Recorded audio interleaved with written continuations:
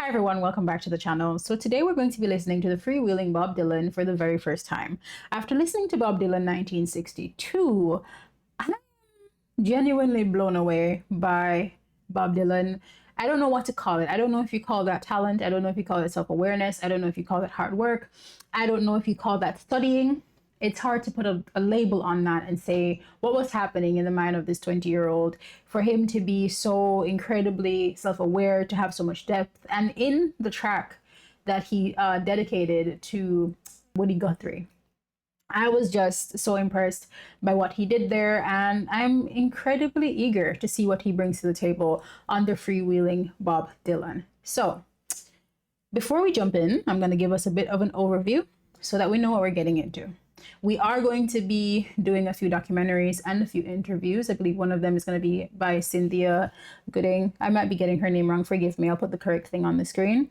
And yeah, that I think will also allow us to have a deeper appreciation for the album. And what I'll do is after I watch the documentary, which I'll post here, or the interview, which I'll post here, then I will perhaps listen to the album again and then give you like probably a summary or something like that if you're interested in something like that. Okay, so let's do that overview. All right, so the Freewheeling Bob Dylan was released in May 1963. This was Dylan's second studio album and the one that truly put him on the map. Unlike his debut, which had only 2 originals, this record is almost entirely written by Dylan, with just 2 exceptions: the traditional Corina Corina and Honey, Just Allow Me One More Chance, based on a song by Henry Thomas. Dylan was 21 during much of the recording, quickly evolving from a promising folk interpreter to a songwriter whose work was attracting serious attention. His style was becoming more confident, poetic, and socially aware. America was in the midst of the early civil rights movement, and the folk revival was booming in Greenwich Village and beyond. This was an era when music and political consciousness were increasingly intertwined, and Dylan's writing resonated with the moment. Okay. Interesting. All right, then. 21 years old. 11 original tracks. Okay, Bob. Let's hear what you have for us. I'm going to just scooch out of the way. And as I've said before, you don't jump into an album without your water. So please, go get yourself some refreshments. Get yourself some water or, I don't know, a beer or whatever suits your fancy. Some coffee, some tea, and let's get started. I'm going to take a sip and then I'm going to hit play. All right. Blowin In The Wind, produced by John Hammond and Tom Wilson. John Hammond was the producer on Bob Dylan 1962, so very nice to see him here. And let's just read the overview of this one. Blowin In The Wind is Bob Dylan's first single of his second album, The Freewheeling Bob Dylan. In this song, Dylan poses a list. I'm sorry, I don't want to know. I want to be surprised. So if we need to get context later, I'll go for it later. I'm excited. I'm excited. All right, let's hit play. Going on here. This is a 20-year-old, 21-year-old.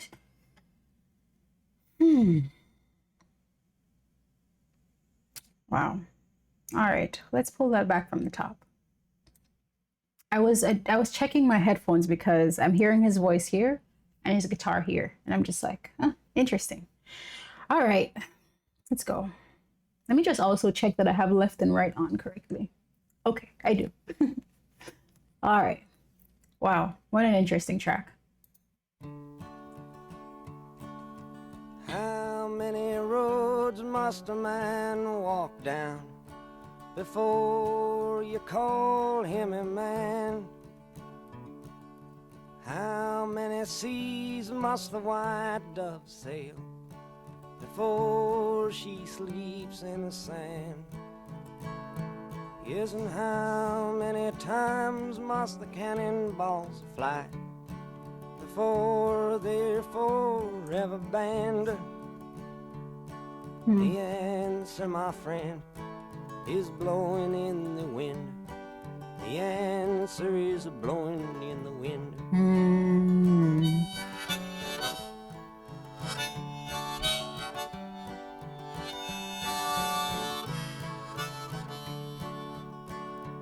Yes, and how many years can a mountain exist before it is washed to the sea?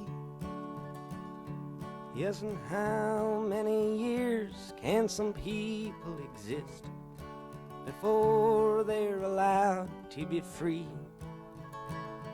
Yes, and how many times can a man turn his head and pretend that he just doesn't see the end? This question just honestly stops me in my tracks.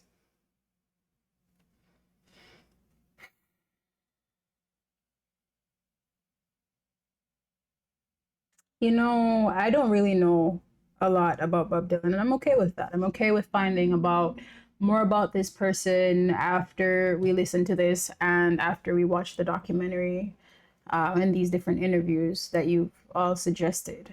But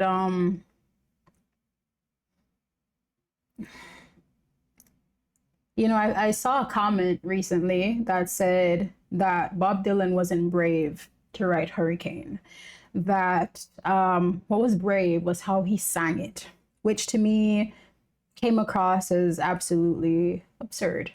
They said that he was too big for this to have been brave. Nobody would have messed with him. But to me, considering the cultural and political climate, no matter how big you are, you're always risking something.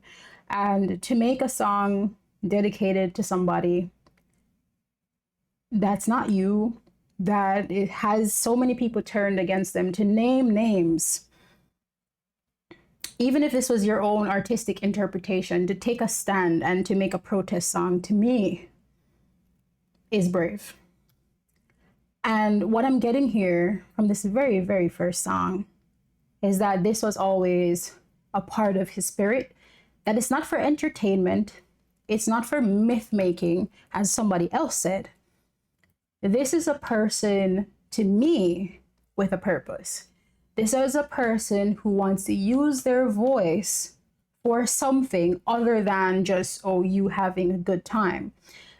And I listened to Masters of War, and I didn't post it because I don't know, like, I had just started doing music reactions, and so I wasn't very sure if I should just jump in, and I don't know, I felt like I didn't do as good of a job. If I should post it, you tell me. But when I hear these questions posed, I really do wonder if people take these things seriously, if they listen to the questions that are being asked, if they ponder them seriously. And so for me, I feel like listening to this very first track on your album,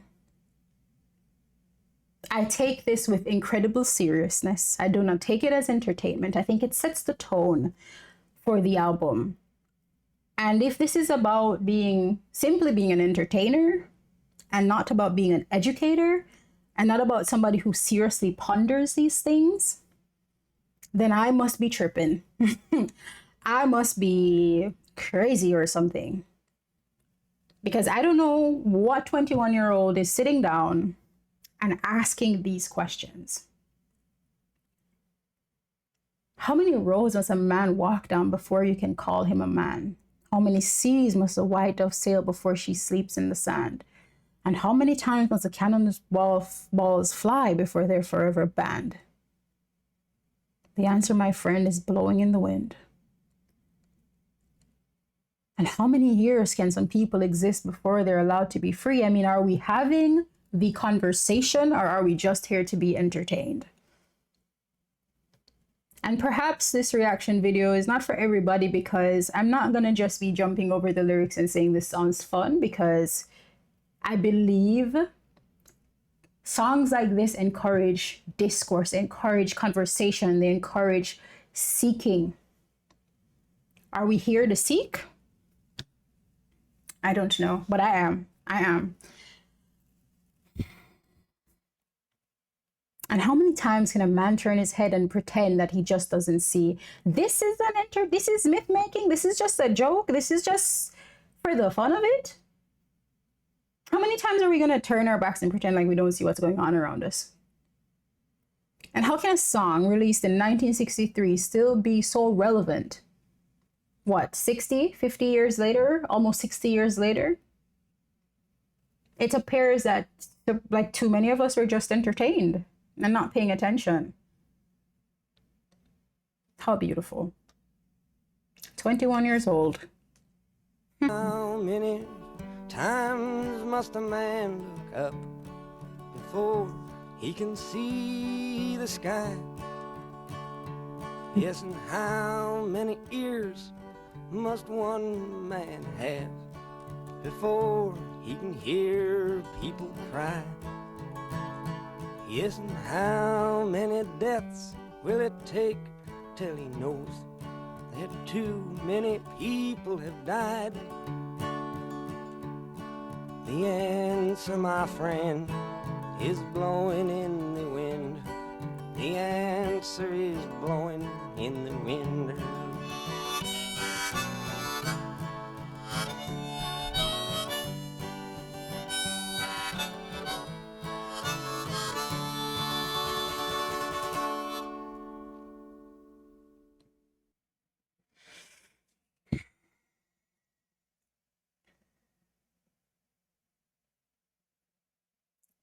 You know, one of the things I've realized about death and things like that is that I feel like most of the times people feel like, or like, the experiences of others seem to come across as being abstract, like they're not really happening until they get to your front door. And these are such powerful questions, and I wonder if they land. I wonder if, like, people are really thinking about the questions that are being asked.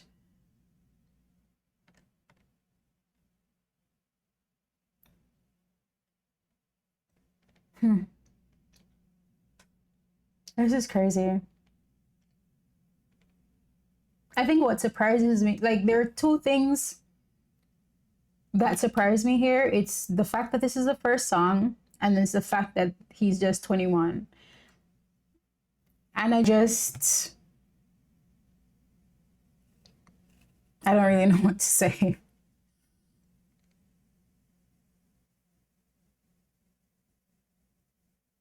And how many deaths will it take till he knows that too many people have died? I feel like until death reaches some people's doorsteps, it will never be clear. It will never make sense. And I just cannot stay here and be entertained. This is like forcing me to another album, so I'm gonna go back to see if I can pull up Girl from North Country. An original, huh? Amazing. Okay. I don't know. I feel like one of these days when we start doing like lives and stuff like that, we can talk. We can really, really talk. Cause I don't know if like you want me to talk. All right. All right, so the producers are the same. All right, I'm not gonna read any overviews for this one. All right. Girl from the North Country. Okay.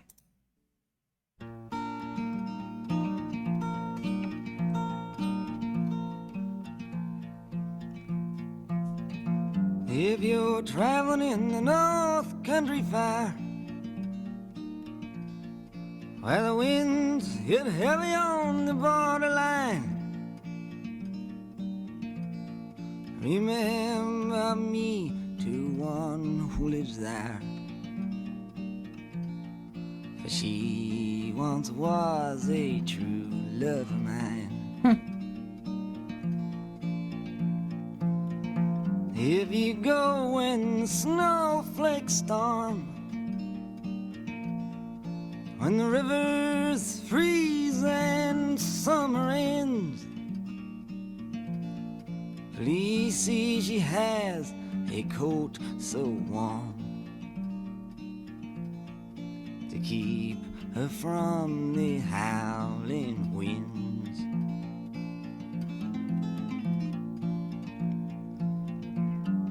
Please see if her hair hangs long, it rolls and flows all down her breast. Please see for me if her hair's hanging long, for that's the way I remember her best.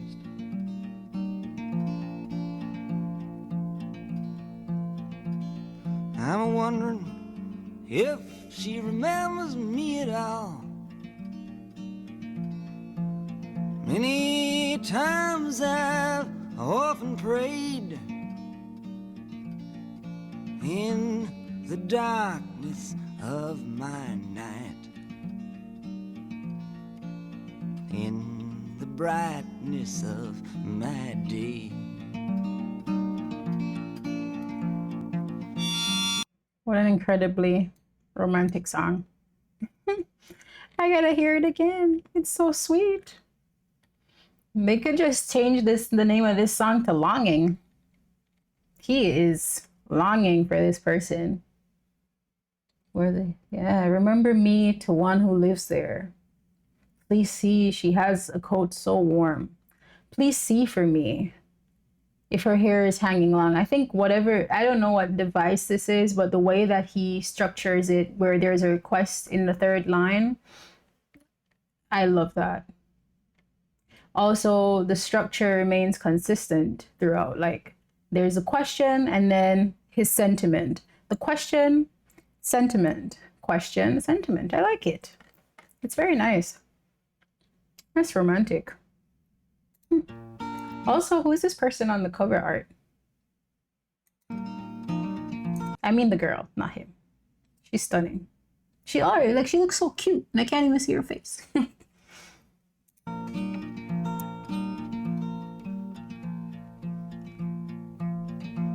If you're traveling in the North Country Fire,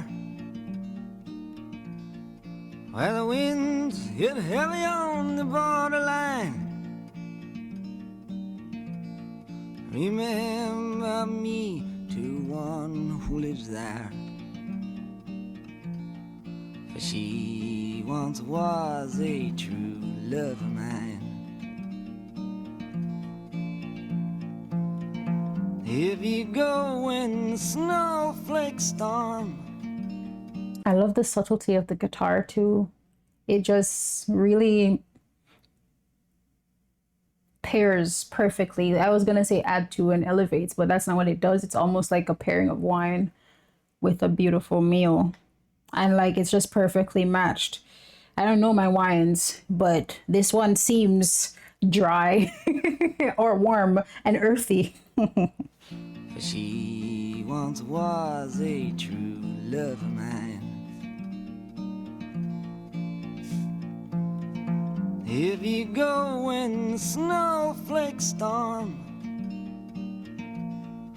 when the rivers freeze and summer ends,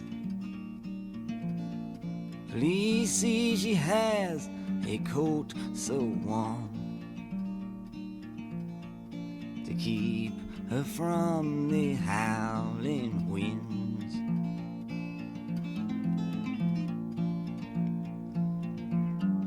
Please see if her hair hangs long, it rolls and flows all down her breast. I love how he changed his tone there, almost in this childlike way, like he knows that he's saying something he ought not to say. Very nice. Sorry, went full screen. Rolls and flows all down her breast. See, he chuckles. Very cute. Please see for me if her hair's hanging long, for that's the way I remember her best.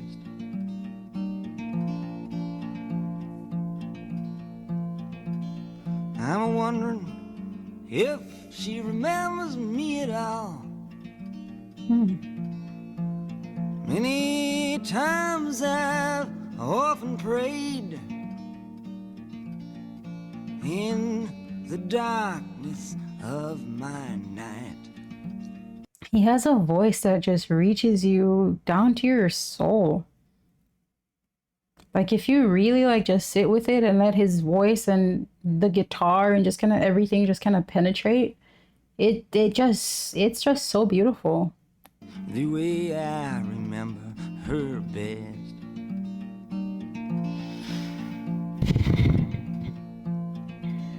I'm wondering if she remembers me at all. Many times I've often prayed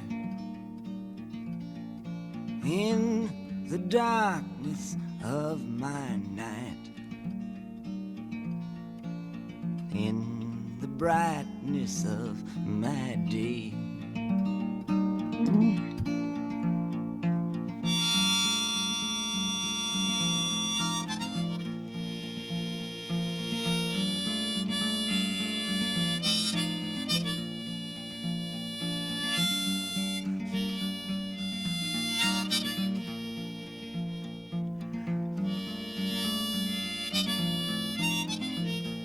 Oh wow.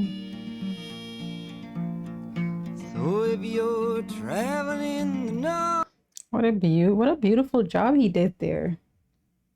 It's interesting how the harmonica echoes his sentiments, his feeling, his heartbreak, his longing for this person. What happened? Why? Why aren't you guys seeing each other anymore? that day.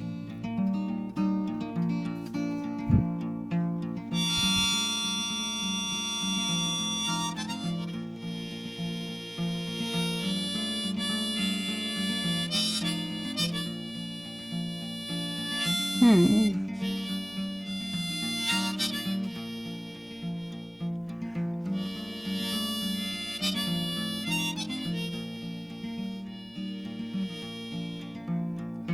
So if you're traveling in the North Country Fair, where the winds hit heavy on the borderline, remember me to one who lives there. She once was a true love of mine.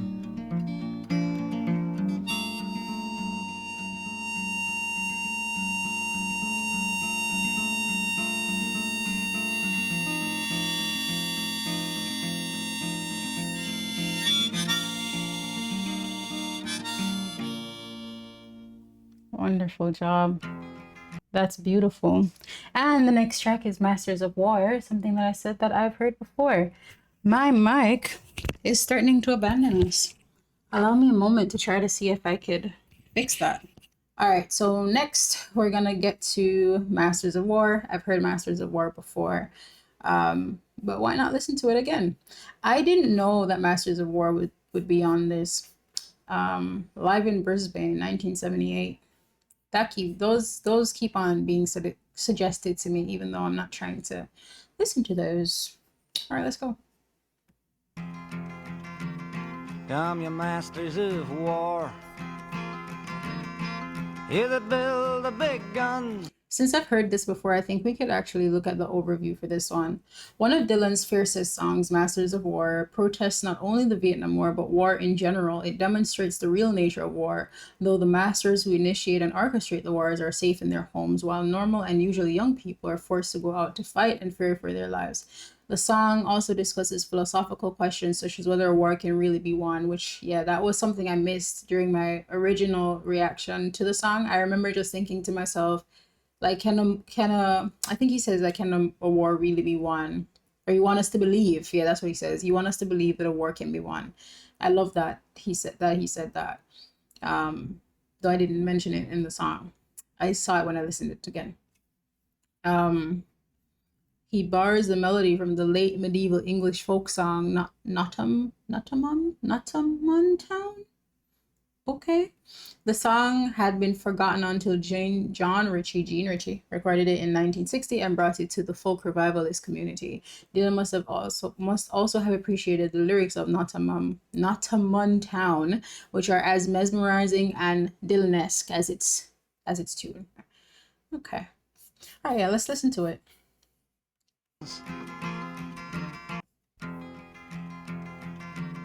Come, you masters of war, you that build the big guns, you that build the death planes, you that build all the bombs, you that hide behind walls, you that hide behind discs. I just don't want you to know I can see through your masks. You that never done nothing but build to destroy. You play with my world Beautiful. like it's your little toy. You put a gun in my hand and you hide from my eyes, and you turn and run farther when the fast bullets fly. Like Judas of old,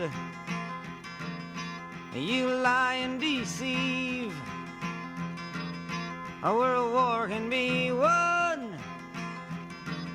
You want me to believe, but I see through your eyes, and I see through your brain, like I see through the water that runs down my drain.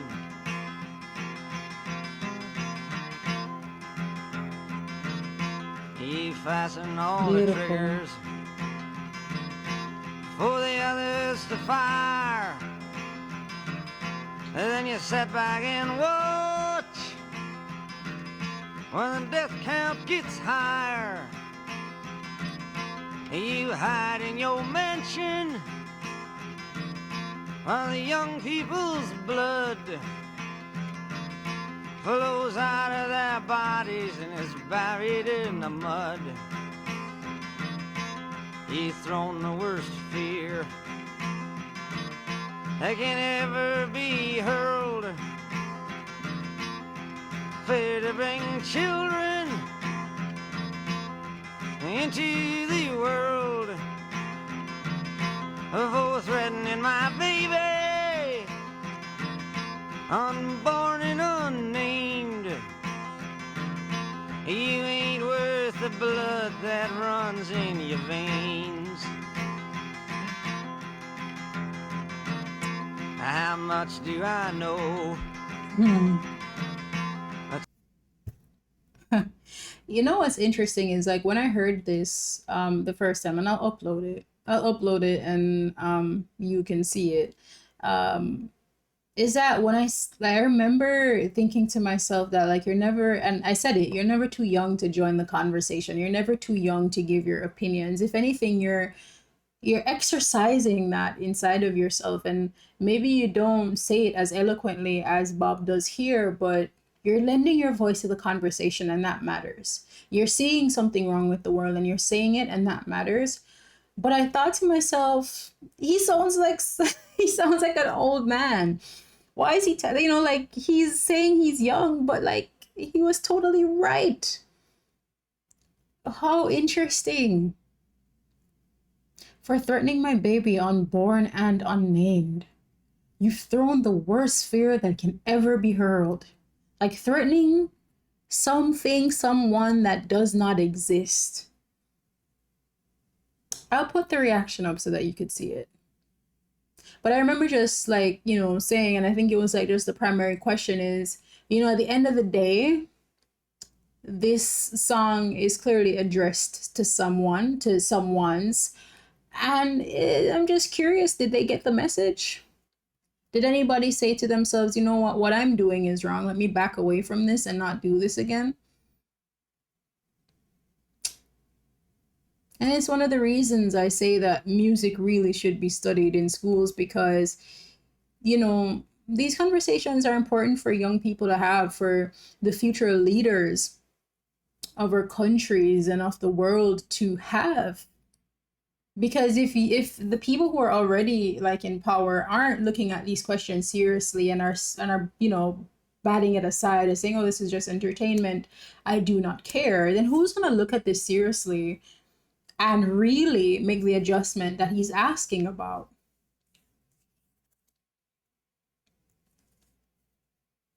Wow. Wow. It, this song just has so much here, just talking about how the distance, the distance between the actual people who are going to war and the people who are the puppeteers. I'm just bothered more than anything. I'm disturbed more than anything. I feel like what has disturbed me about both the first and this song, the first song and this song, is how relevant the songs are and how little things have changed.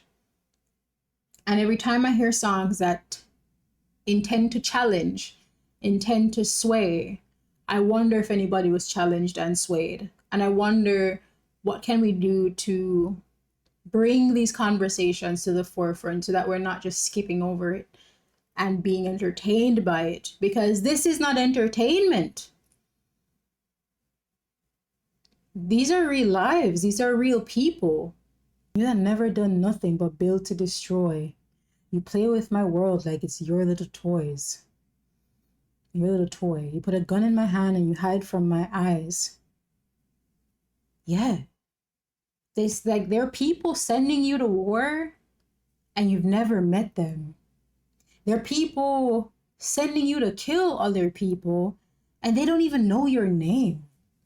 They don't even know the names of the people they're sending you to kill. And it seems like, to me, a lot of the times, especially with the wars in the world, majority, like, the population doesn't want the wars that are happening to happen. The population of civilians want peace. The civilians want to live in peace. They want to be able to feed their families. They want to be in peace. And it's crazy to me that the people who are in government are people that come from our societies. Because it's kind of like, it's like this is a product of our environment. So where did we fail? What did we miss? Why does this keep on happening? Why are we stuck? I'm disturbed. I'm disturbed. I don't know how like anybody could just listen to this and just be entertained and not be disturbed. Isn't this disturbing? Are we really listening to the words? Are we really contemplating and thinking about and meditating on what is being said? Are we at least inspired to try to change things? If not to change, like if we feel like we're powerless to change the world, are we at least interested in figuring out what we can change within ourselves here? To talk out of turn, you might say that I'm young, you might say I'm unlearned, but there's a one thing I know, I'm younger than you, that even Jesus would never forgive what you do. Let me ask you one question. Is your money that good? Or will it buy you forgiveness? Do you think that it could? I think you will find when your death takes its toll,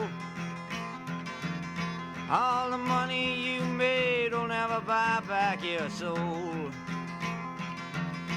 And I feel like also like the question I have, especially because of this verse, is like,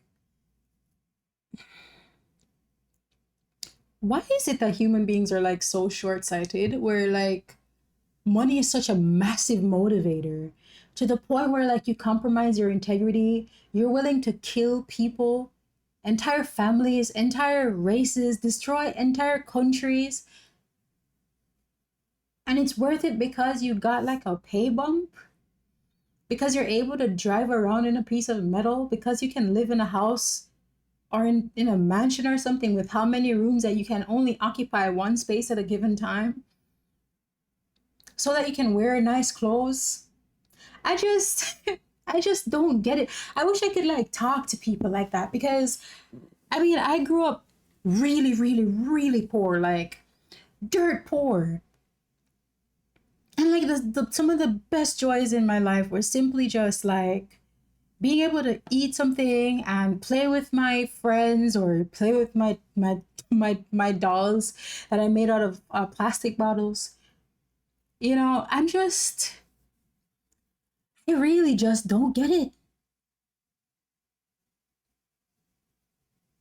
Am I the only person lost? Like, why does it have such control over people?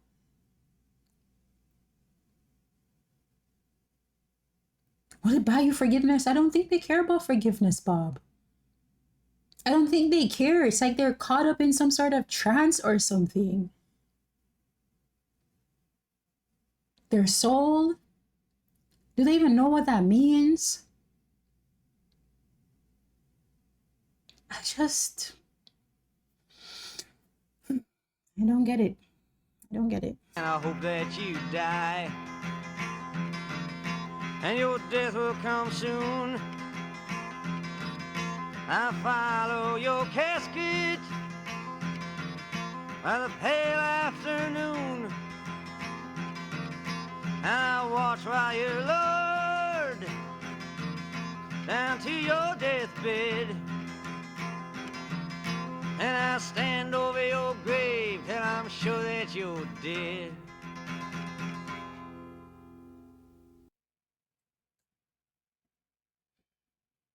Just a job well done. Just a job well done. I mean, his singing of the song, the questions he raises, his observations at such a 20 years old, at such a tender age, is just so incredible. You know, I'm doing a lot of talking because I feel like that's what it demands. I feel like it demands conversation. I just can't possibly listen to this and the other songs that I've heard, or the first song I've heard, and just be like, oh, woohoo, oh, what a fun song. That's such a fun song. Isn't this a protest? Isn't this a call to action? And what do we do with a call to action? Do we just say, oh, wow, that was so beautifully executed and sung, or do we change? Hmm.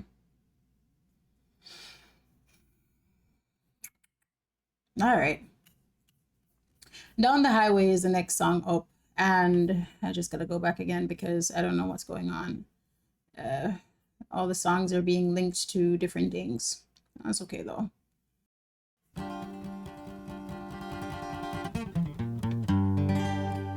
Well, I'm walking down the highway with my suitcase in my hand. Oh. Yes, I'm walking down the highway with my suitcase in my hand. Lord, I really miss my baby. She's in some foreign land. Beautiful.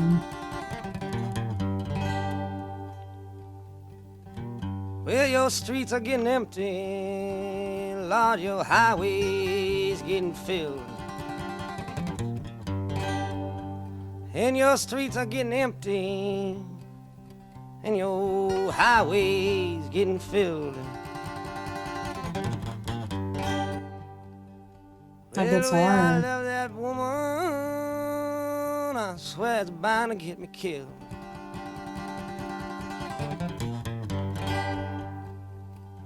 Amazing. Well, I've been gambling so long, Lord, I ain't got much more to lose. Wow. Yes, I've been gambling so long, Lord, I ain't got much more to lose.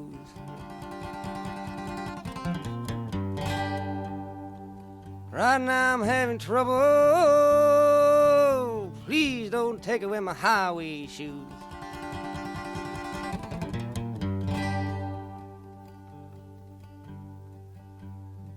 Well, I'm bound to get lucky, baby, or I'm bound to die trying. Yes, I'm bound to get lucky, baby. Lord, Lord, I'm bound to die trying.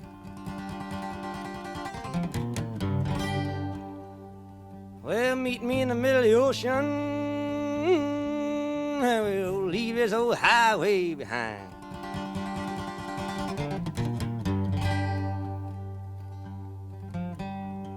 Well, the ocean took my baby. My baby stole my heart from me. Yes, the ocean took my baby. My baby took my heart from me.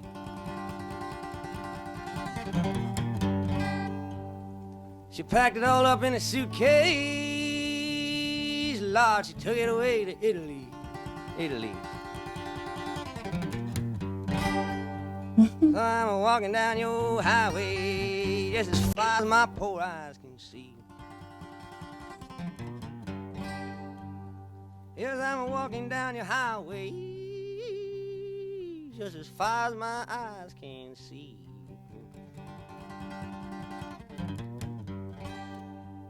From the Golden Gate Bridge all the way to the Statue of Liberty.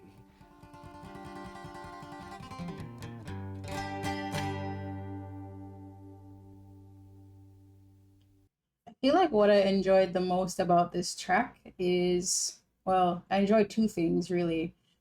I loved his vulnerability, for one. The fact that he put a song out for his girl on this. I wonder if, like, he knew, and perhaps these are things that will come out in the Scorsese documentary and also in that Cynthia Gooding interview. I wonder if he knew that he was going to like be as big as he became. Because I feel like in this track I see a young man who is okay with writing a song directly addressed to his lady. And as that thing just told me, the young lady on the cover is Sue's. So he was, in love with her, and he wrote this because he was so heartbroken that she left. I'm just curious. The guitar work is phenomenal. I love it. Yeah, I'm just curious. I'm curious if he knew. Because most people, as they're getting bigger and stuff, they don't necessarily want to put their personal lives and things that are happening that close to home on the projects that they work on. So, very curious about that. All right. So, what happened? All right, let's oh, it seems like we might be on the right thing finally. All right. Next up we've got Bob Dylan's Blues. All right, let's go. Unlike most of the songs nowadays are being written uptown in Tin Pan Alley, that's where most of the folk songs come from nowadays. This is a song, this wasn't written up there. This was written somewhere down in the United States.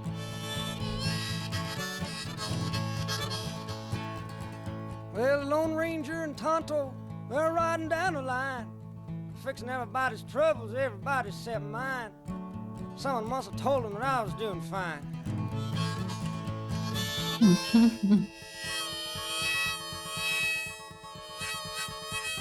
Okay.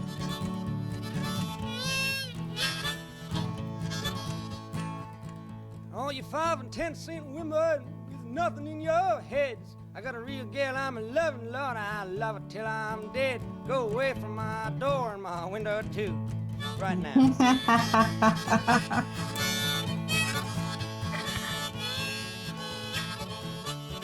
Spicy. Lord, I ain't going down to no racetrack, see no sports car run. I don't have no sports car, and I don't even care to have one. I can walk any time around the block. Go. Well, the wind keeps a blowing. I feel like this is interesting. What a little rebel. I feel like, and one of the reasons I call him a rebel for this is because um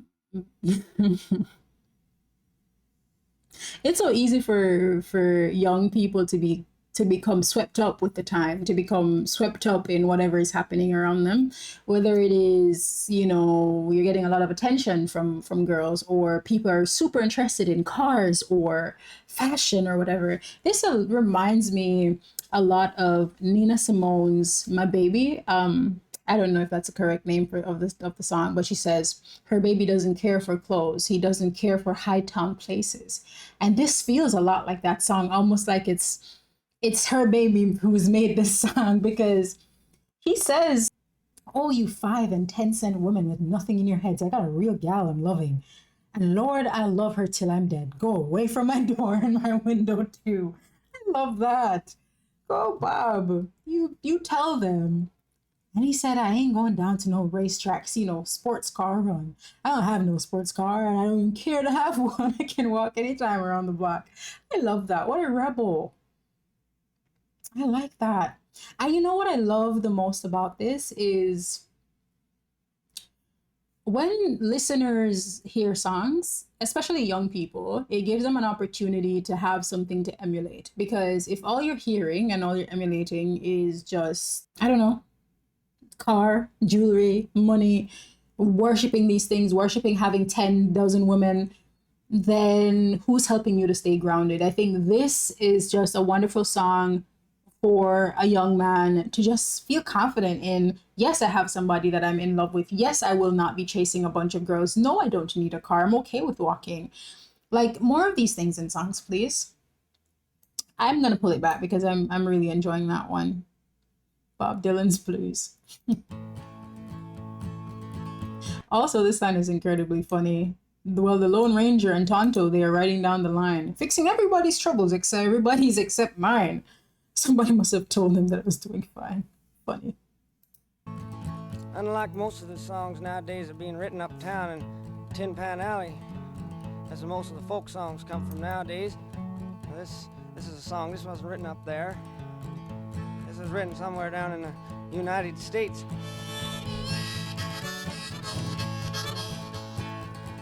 Well, the Lone Ranger and Tonto, they're riding down the line, fixing everybody's troubles, everybody except mine. Someone must have told them that I was doing fine.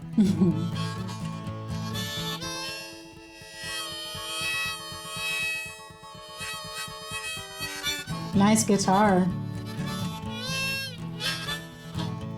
Beautiful. All you 5 and 10 cent women with nothing in your heads. I got a real gal I'm in love, and Lord, I love her till I'm dead. Go away from my door and my window too, right now.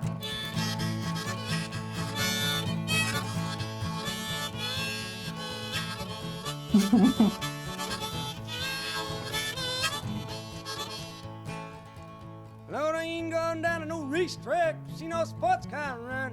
I don't have no sports car, and I don't even care to have one. I can walk any time around the block.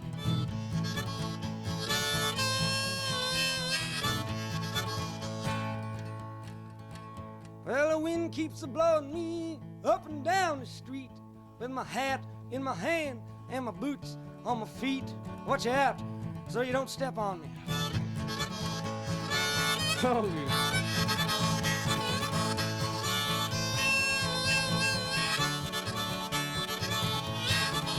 Wow. Well, look at here, buddy. You want to be like me? Pull out your 6-shooter and rob every bank you can see. Tell the judge I said it was all right. Yeah. What a way to take what I was saying earlier and flip it on its head. What are you talking about? You want to be like me, put out your 6-shooter and rob it? No, you do. No, you do not. Take everything he said earlier and do that. Forget about this last verse.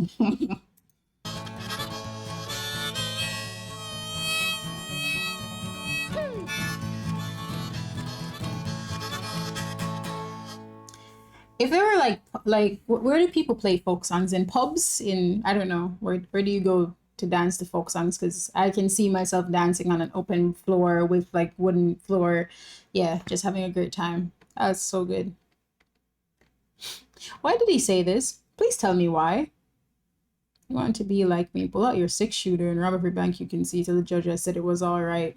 I mean, in a way, it's kind of like poking fun, because who would who possibly, it's absurd. Who's gonna do that? Nobody. Hopefully nobody. Right? I like it though. You're gonna be like me. Rob every bank you see. You can't be like me, possibly. Until the judge, Bob Dylan, said it was okay. All right, let me just go back and pull up "A Hard Rains Are Gonna Fall." This was something that was requested too. I've never heard this before. "A Hard Rains Are Gonna Fall." Huh. Okay. Let's see what you got.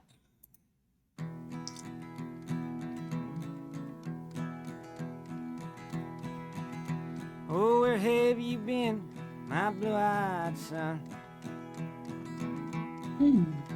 And where have you been, my darling young one?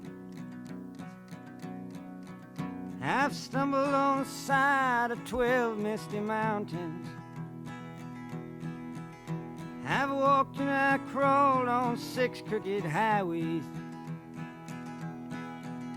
I've stepped in the middle of 7 sad forests.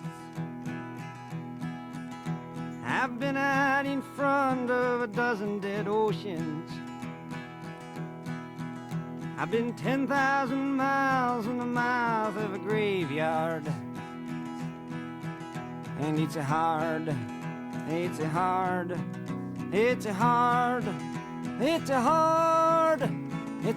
rain you're gonna fall.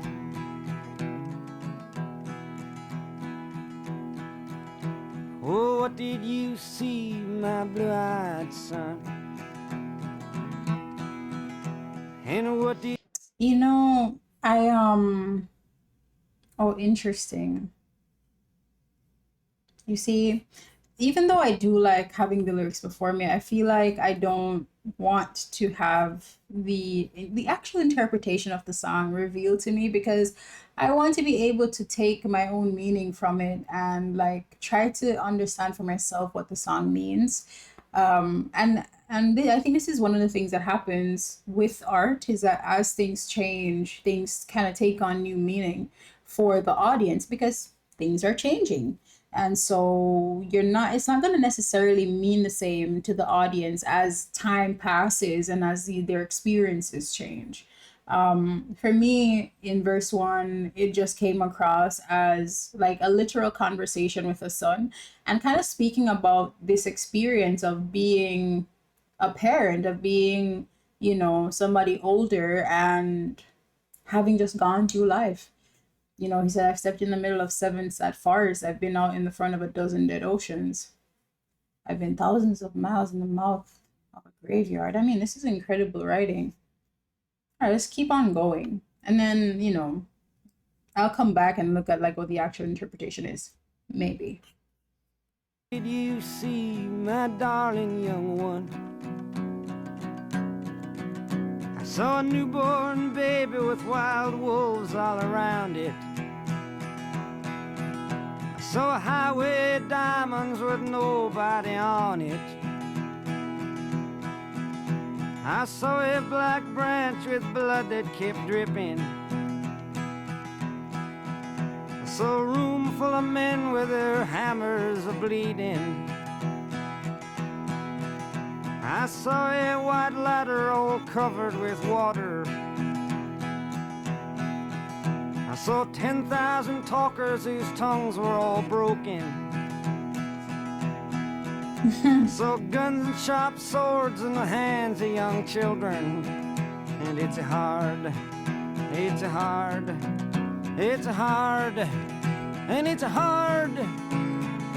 rain they're gonna fall.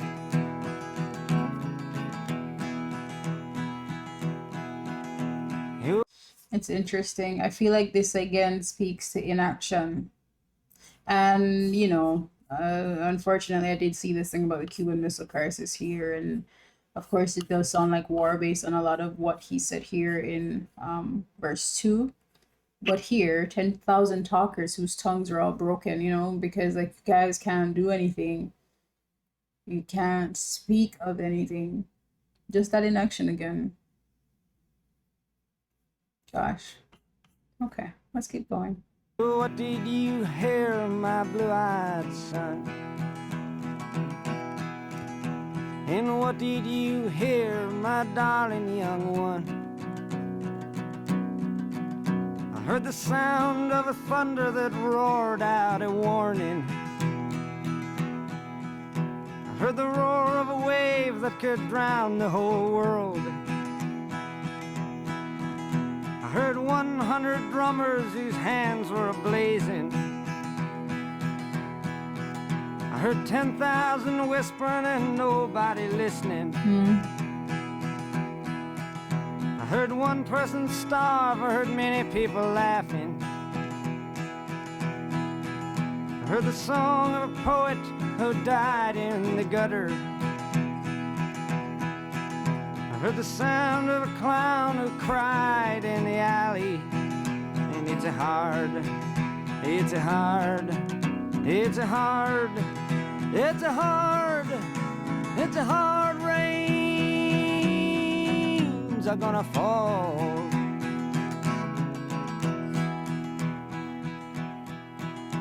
Oh, what did you meet, my blue-eyed son? And who did you meet, my darling young one? I met a young child beside a dead pony. I met a white man who walked a black dog. I met a young woman whose body was burning. I met a young girl, she gave me a rainbow. I met one man who was wounded in love. I met another man who was wounded in hatred. And it's a hard, it's a hard, it's a hard, it's a hard, it's a hard rains are gonna fall.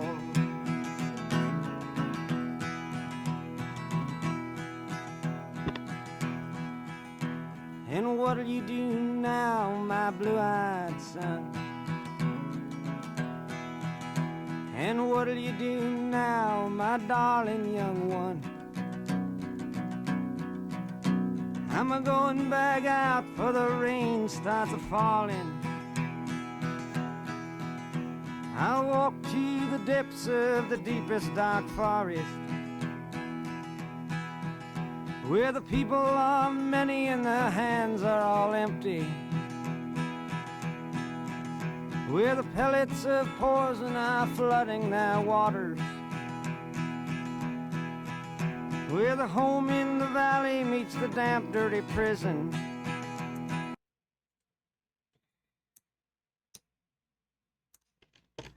I don't understand this person. I gotta be honest.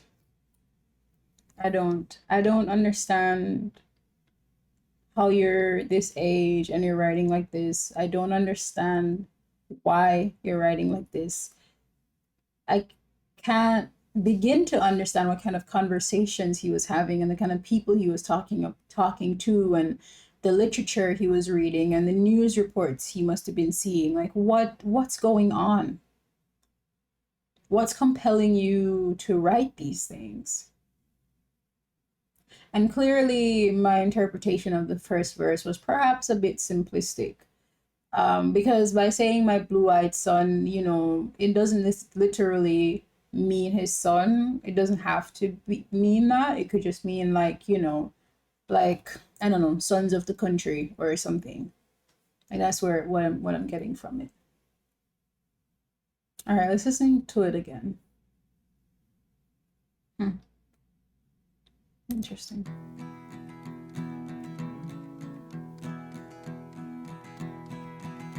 Oh, where have you been, my blue-eyed son? And where have you been, my darling young one?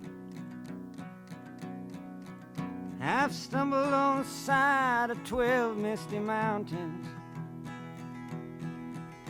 I've walked and I crawled on 6 crooked highways.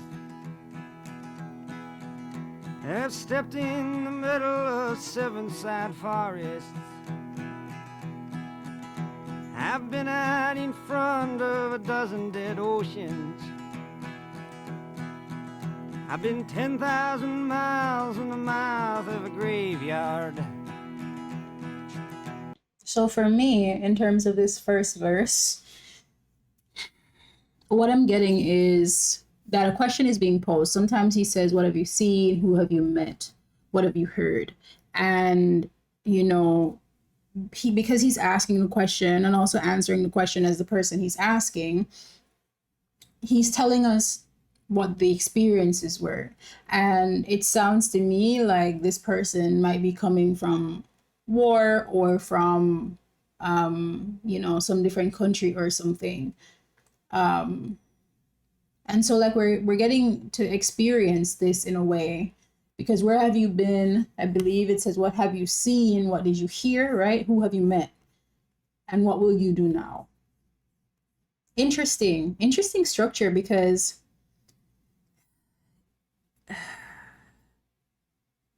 in a way, like for me personally, it's encouraging reflection. Like if you took it beyond the song as like a personal question, like posed to yourself, where have you been? What have you seen? What have you heard? And who did you meet? And what will you do now?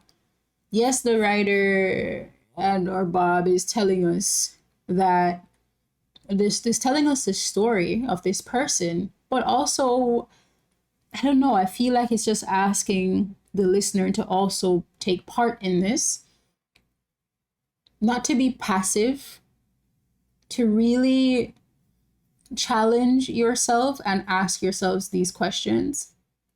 And now that you've asked yourself these questions, what are you going to do with it? And it's really interesting what the answers are. I've been out in the front of a dozen dead oceans. Let's see what the interpretation says of this. Not like, what? Simple emotions. So I could simply like death of a hope. Yeah. This one, to me, I don't like the interpretation here, actually. Let's see. This is a variation. Oh, let me make it so that you can see. Yeah. This is a variation of a version of the traditional Anglo-Saxon folk song Lord Randall, which through time has had different evolving versions. The storyline involves a young man coming back home to be fed dinner, presumably by his lover, and being poisoned. I mean, it could mean that, but I don't want it to take it to mean that. Okay. Okay, but meanings here he refers to the 12 apostles mountain range, thereby conjuring the 12 apostles of Jesus. Okay. Okay. Okay. Okay. Perhaps they're right. I don't know. I prefer my take. Oh boy. Yeah, I feel like just, you know, asking this question of this person who has returned and they're telling this story and we're meant to look at that, and you know we can take it any way we want to, and I feel like it's important for us to ask the same questions of ourselves. But let's keep on going. And it's a hard, it's a hard, it's a hard, it's a hard, it's a hard rain they're gonna fall.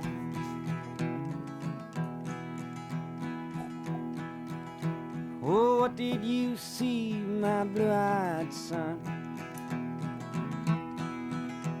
And what did you see, my darling young one?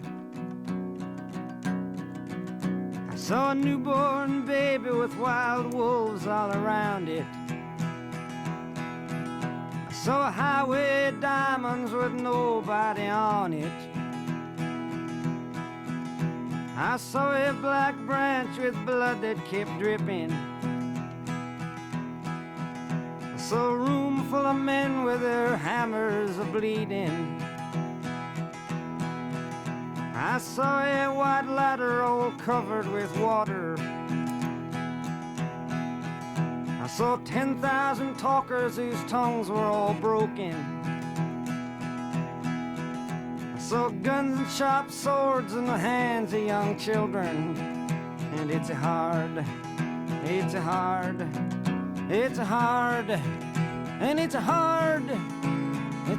rain they're gonna fall.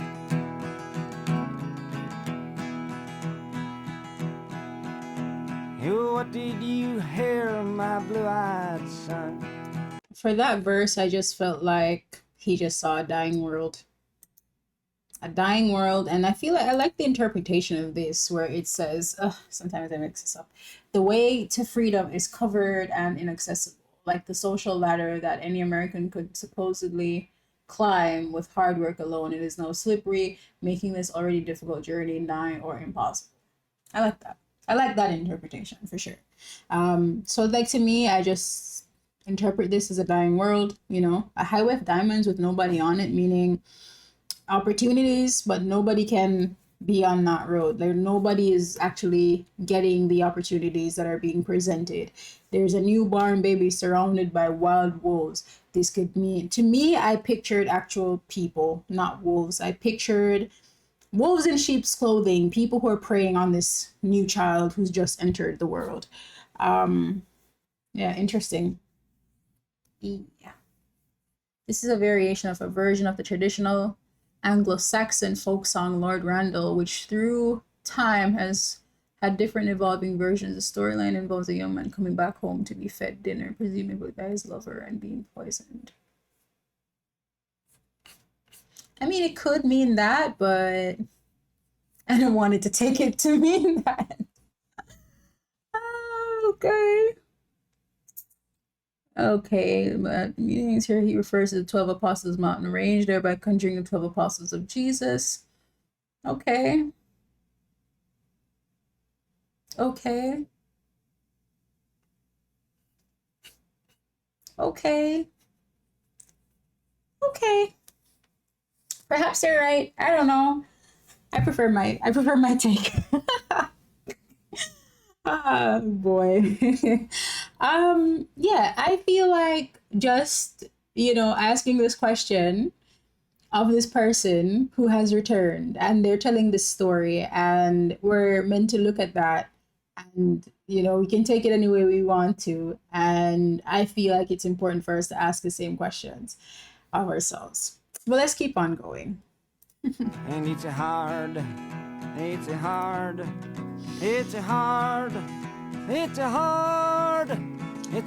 rain they're gonna fall.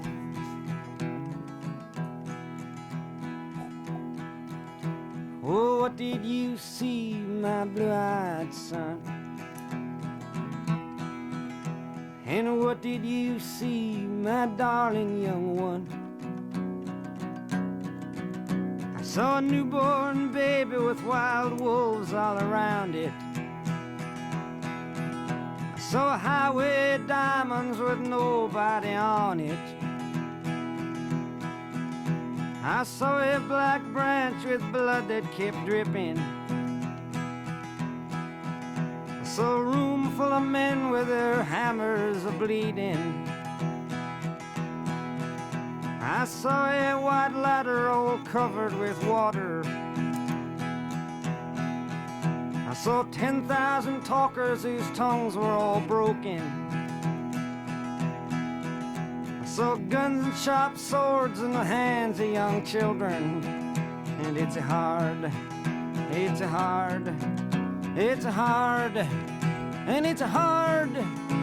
and It's hard rain,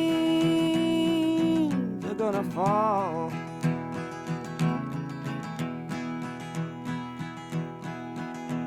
What did you hear, my blue-eyed son? For that verse, I just felt like he just saw a dying world. A dying world, and I feel like I like the interpretation of this where it says, sometimes I mix this up. The way to freedom is covered and inaccessible, like the social ladder that any American could supposedly climb with hard work alone. It is now slippery, making this already difficult journey nigh or impossible. I like that. I like that interpretation for sure. So like to me, I just interpret this as a dying world, you know, a highway of diamonds with nobody on it, meaning opportunities, but nobody can be on that road. There, nobody is actually getting the opportunities that are being presented. There's a newborn baby surrounded by wild wolves. This could mean, to me, I pictured actual people, not wolves. I pictured wolves in sheep's clothing, people who are preying on this new child who's just entered the world. Yeah, interesting. Okay. What have you seen, my darling? My darling young one. What did you hear, my blue-eyed son?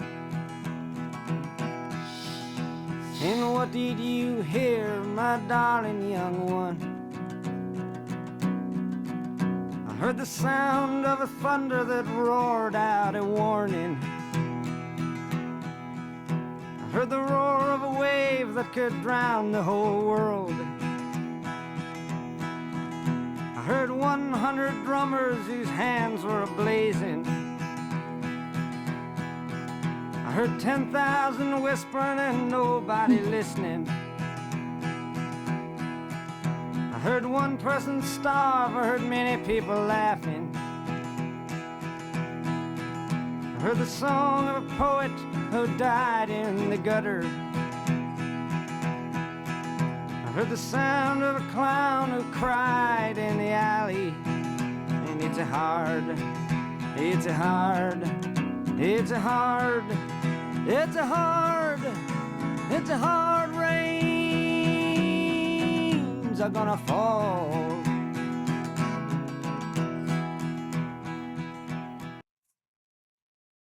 I'd be lying to you if I told you that, like, this isn't quite the mystery for me. Like, I could tell you that I got most of it, but I don't know if I did. I just know that the song, like most songs and like most pieces of art, mean what they're going to mean to you. And everybody will have their own interpretation, but I feel like also what you get from the song and what it represents and means to you is important and just as relevant and valid. And for this verse in particular, I just feel like, so you heard all these things, and it's kind of like, what did you do with what you heard? You know, I heard one person starve. I heard many people laughing. I heard the song of a poet who died in the gutter. Like, you're hearing a lot of suffering. I heard 10,000 whispering. He's an incredible writer. And that potential was there from the very beginning. Incredible. Oh, what did you meet, my blue-eyed son? And who did you meet, my darling young one? I met a young child beside a dead pony. I met a white man who walked a black dog. I met a young woman whose body was burning. I met a young girl, she gave me a rainbow. I met one man who was wounded in love. I met another man who was wounded in hatred. And it's a hard, it's a hard, it's a hard, it's a hard, it's a hard rains are gonna fall.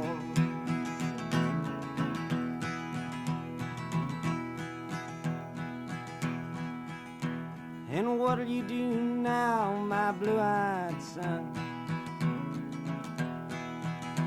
And what'll you do now, my darling young one? I'm a-going back out for the rain starts a-falling. I'll walk to the depths of the deepest dark forest, where the people are many and their hands are all empty, where the pellets of poison are flooding their waters, where the home in the valley meets the damp, dirty prison, and the executioner's face is always well hidden, where hunger is ugly, where the souls are forgotten, where black is the color, where none is the number. And I'll tell it and speak it and think it and breathe it, and reflect from the mountains so all souls can see it.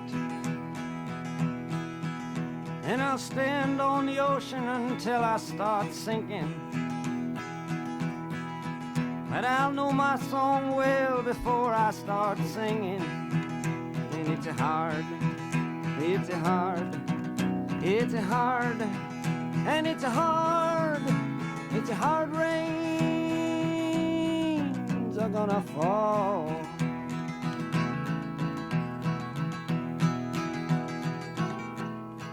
What an amazing song.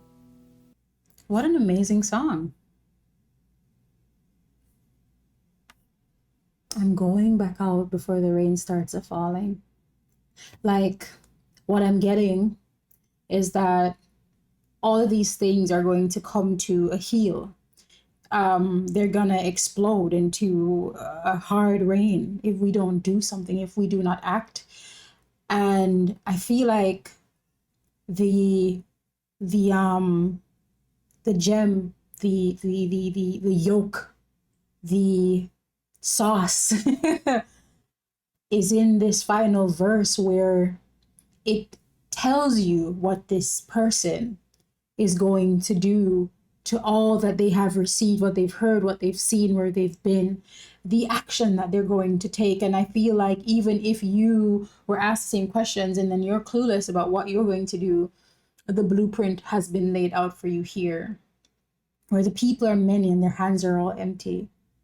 Yes, I'll walk to the depths of the deepest dark forest, where the home in the valley meets a damp, dirty prison, where the pellets of poison, this is talking about action, activism, involvement, not just hearing and stopping there, not just witnessing and stopping there, but taking action. This one gives me chills. This one brings the goosebumps forward because it is exactly what the conversation ought to be. Spectacular. Where hunger is ugly, where the souls are forgotten. And I'll tell it and speak it and think it and breathe it. And I'll tell it, I'll speak it and think it and breathe it. It will become me. And reflect from the mountain so all souls can see. Lead. Be that example.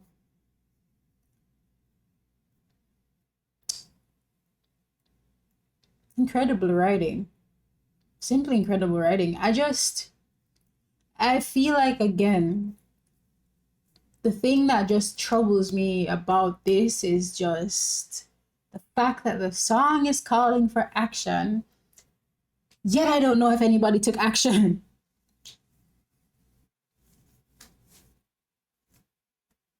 Yeah, this song means what it means to me, and I absolutely, absolutely love this song. All right, let's keep on going. Next up is Don't Think Twice. Okay, here we are. Don't think twice. It's all right.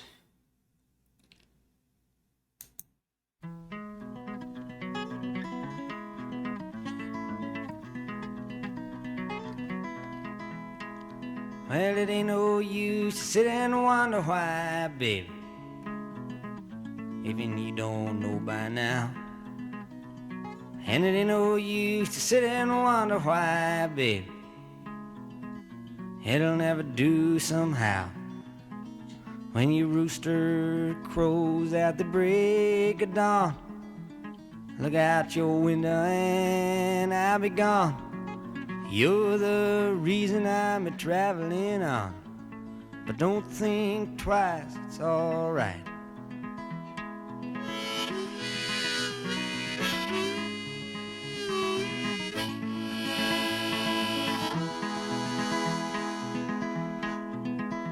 And it ain't no use in turning on your light, babe.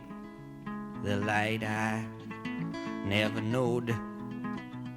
And it ain't no use in turning on your light, babe. I'm on the dark side of the road. But I wish there was something you would do or say to try and make me change my mind and stay. But we never did too much talking anyway. But don't think twice, it's alright.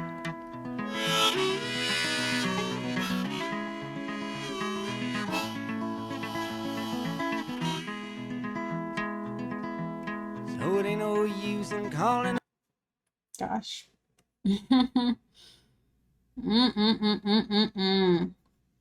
All right. Somebody's heart is broken. I think my mic is in better shape, so I'm gonna put it back on. This sounds like quite the heartbreak song. Huh. There is no use in asking me if you don't know why by now. If you don't know by now, what are you even sitting and wondering for?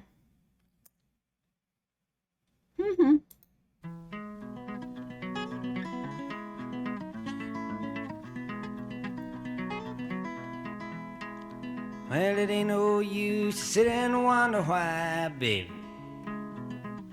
Even you don't know by now. And it ain't no use to sit and wonder why, baby. It'll never do somehow. When your rooster crows at the break of dawn, look out your window and I'll be gone. You're the reason I'm a-traveling on. But don't think twice, it's alright. I feel like this song is so powerful in its simplicity. I feel like one of the things that I'm getting from this more than anything, and like what's coming up, is just like there is a lot of power in walking away, when in realizing that somebody isn't showing up for you, and realizing that somebody isn't searching for you, and realizing that somebody isn't really like you're kind of in the relationship by yourself. I like that he's saying this, because it's really important for us to realize when people aren't there for us, they're not really there for us. They don't, it's kind of like they're absent in a way. And it's kind of scary. It's kind of scary that you could give yourself to a person and they're absent. You know, even though he's like, but I wish there was something you would do or say to try and make me change my mind and stay. But it's like, you're not even present. Yet he's taking the extra step to kind of reassure her too.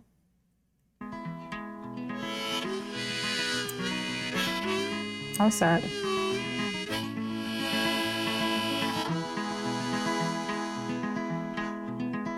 And it ain't no use in turning on your light, babe.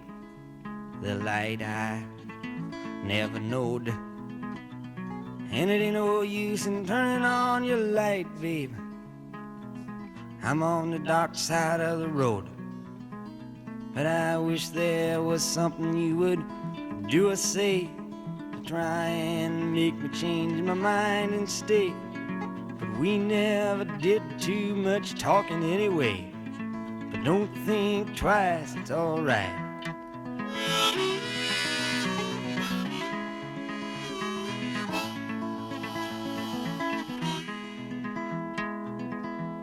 So it ain't no use in calling out my name, gal, like you never done before. And it ain't no use in calling out my name, gal, I can't hear you anymore. I'm a-thinking and a-wondering, walking down the road. I once loved a woman, a child I am told. I give her my heart, but she wanted my soul. But don't think twice, it's alright.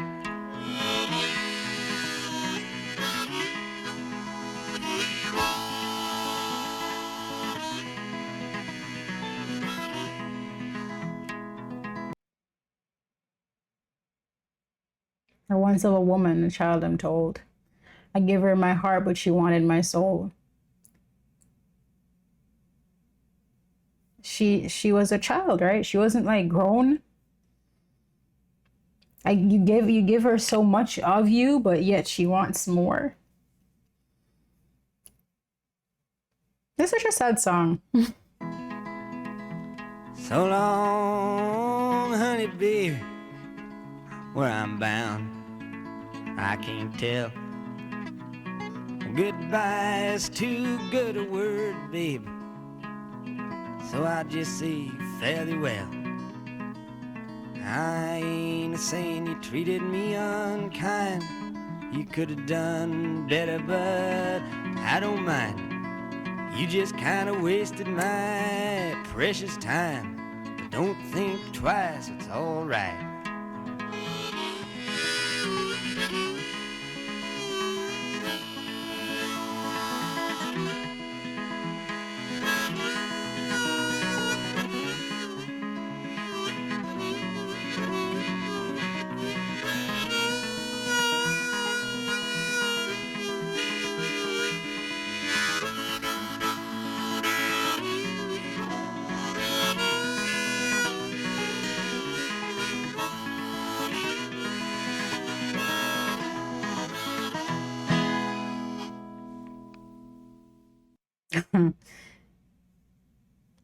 This is the breakup song. This is the breakup song. Like, just leaving some place where you're not appreciated, just being confident and walking away and stepping away from that because it's not good for you. But also, like, it's interesting how you can tell that he's bitter. There's bitterness here. When he says goodbye is too good a word, babe, to me, that's bitter. Like, I don't even want, like, fare thee well. But goodbye is too good a word. I ain't saying you treated me unkind. You could have done better. You could have tried a little harder. You could have talked to me. You could have, you just kind of wasted my precious time. But don't think twice. It's all right. Don't even think about it. That's so sad. Sorry to all of you who've had loves like that. That's really difficult. All right, Bob Dylan's Dream. Gosh. Ouch. Feel so sad. All right, Bob Dylan's Dream. Let's hear that. While riding on a train going west, I fell asleep for to take my rest. I dreamed a dream that made me sad concerning myself and the first few friends I had.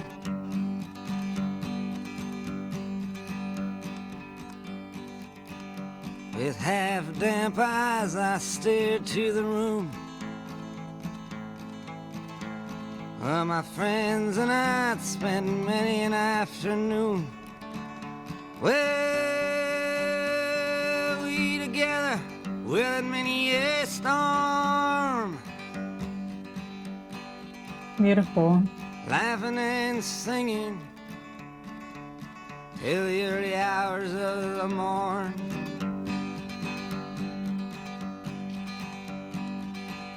By the old wooden stove our hats was hung, our words was told, our songs was sung. Well, we longed for for nothing and we're satisfied. Joking and talking about the world outside.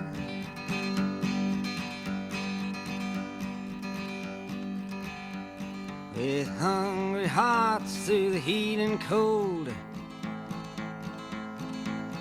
we never much thought we could get very old. We thought we could sit forever in fun. Our chances really was 1,000,000 to 1.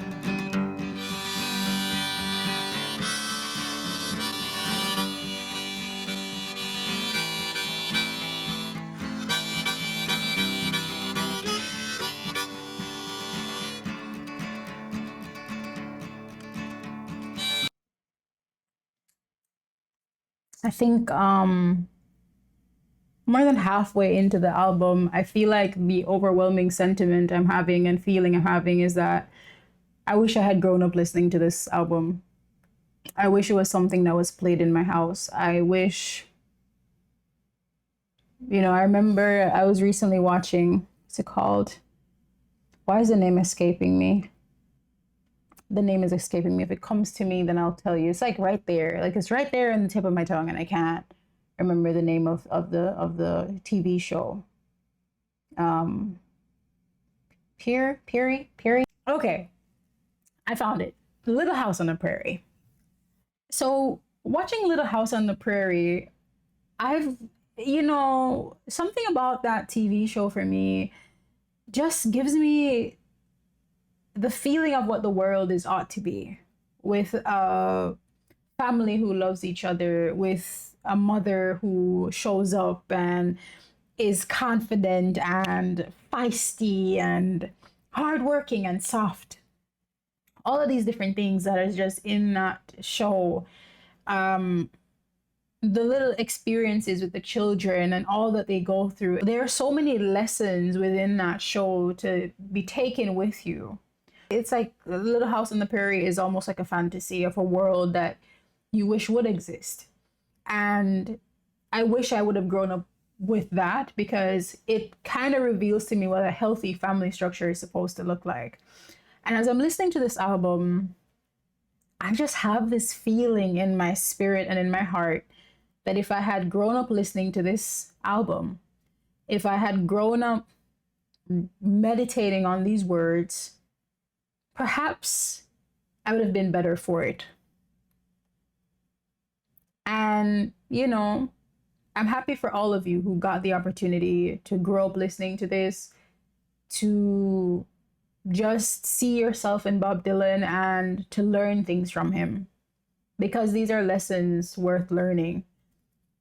It's just, this track is just so beautiful to me because it's just a common experience thinking about your friends, just the lightheartedness of it all, the fleeting nature of it all, how your youth can be crushed, or just reality comes crashing in and your world changes, yet this is a part of your experience. And this is the kind of thing that you play it in your house so that your children can grow up listening to it. And, maybe when they're young, they don't really understand the lyrics, and that's okay. But as they get older, they'll learn a few lessons, like blowing in the wind. These questions that we ought to ask ourselves. Girl from the North Country, which is when his lady leaves him. That's about heartbreak and being vulnerable. Masters of War, how war actually works, the reality of it. I don't remember how Down the Highway goes. Forgive me. Allow me to go back and see what the lyrics were on this. Was it Down the Highway? It was Down the Highway where she leaves, right? Yeah, down the highway is where she lives. And then Girl from the North Country is him, yeah, him reminiscing, longing for this person that's no longer in his life. And then a hard rains are gonna fall demands reflection. It demands thinking, asking yourself, what have you witnessed in this world and what are you gonna do about it? Don't think twice tells you to get up and leave something that's not good for you. And this here is just talking about that youth, that childhood, that growing up, that confronting of the world. And I just feel like I feel like I'm beginning to understand and see why this album would have put him on the map. Seriously, a job well done. And, you know, I feel like as I listen to songs and I listen to albums, I also think about where does this album fit into my life? But, you know, at what juncture? At what part of my life is this like the soundtrack to my life? Where does this fit? And I just see it in childhood and I see it in adulthood. I see it being something that I play in my house on a Sunday afternoon as I make myself a cup of hot cocoa or Jamaican hot chocolate or something, or some hot coffee or some tea. It just has that energy. How are you doing this at 21? Amazing. While riding on a train going west, I fell asleep for to take my rest. I dreamed a dream that made me sad concerning myself and the first few friends I had.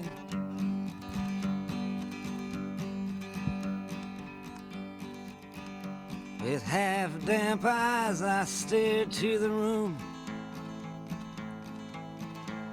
where my friends and I'd spent many an afternoon. Well, we together with many a storm, laughing and singing till the early hours of the morn.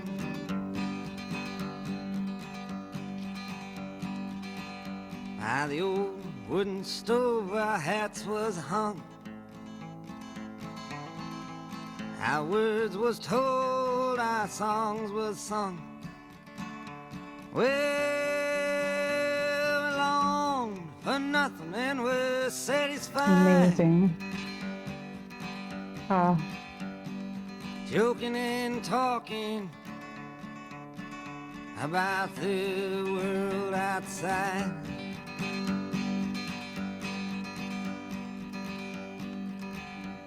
With hungry hearts through the heat and cold, we never much thought we could get very old. We thought we could sit forever in fun. Amazing.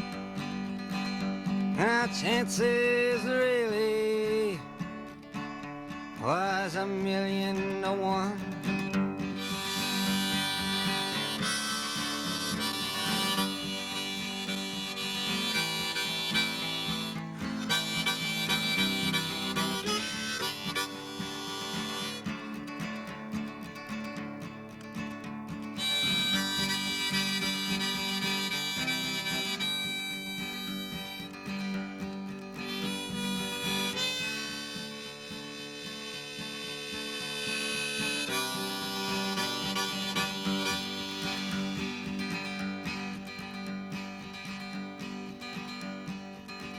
As easy it was to tell black from white,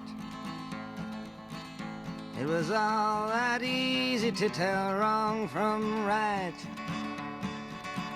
And our choices, they was few, so the thought never hit at the one road we traveled would it ever shatter or split?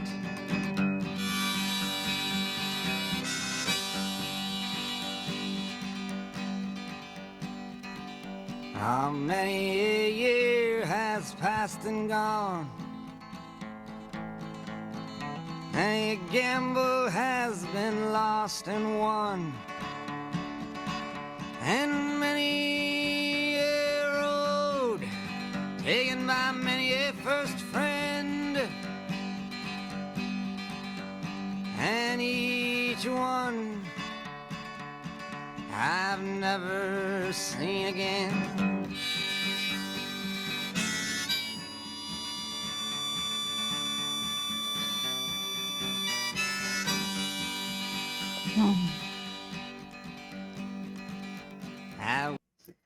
I just wanted to, sometimes music, like songs are just so captivating that I just can't stop because I don't want to stop. Can't stop, won't stop.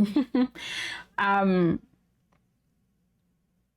there's just like a lot of nostalgia and a lot of like reminiscing on days long gone, of the simplicity of just being young, of longing for nothing and just satisfied, because you don't know to long for nothing, you don't know to want anything or feel like anything is incomplete. We only know through comparison. That's the only reason we know. We only know, people tell you that you're ugly. You only know that you're ugly because they're comparing you to somebody else. You only know you're fat because people start telling you you're fat, or you're skinny, or you're tall. All you know is you're you, your mom is your mom, your dad is your dad, and you live where you live, and you eat what you eat, and it's no big deal. And boy, that kind of simplicity, that kind of just accepting of your life is, boy, isn't it beautiful? It's a beautiful thing. It's a beautiful thing, and I get it. You know, it was all that easy to tell wrong from right, of course. What is there? Where is the confusion? Unless you grow up in a place where it's like wrong, is one of those things where it's just it's blurred and it's hard to tell. But if you grow up very simply and it's very easy, and like with people who have a very strong moral compass, then of course there's no confusion. Yeah. This is a beautiful song. I wish in vain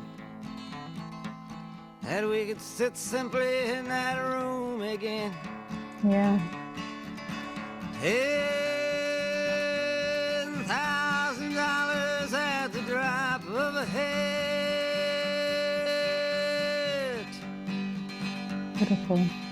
I'd give it all gladly if our lives could be like that.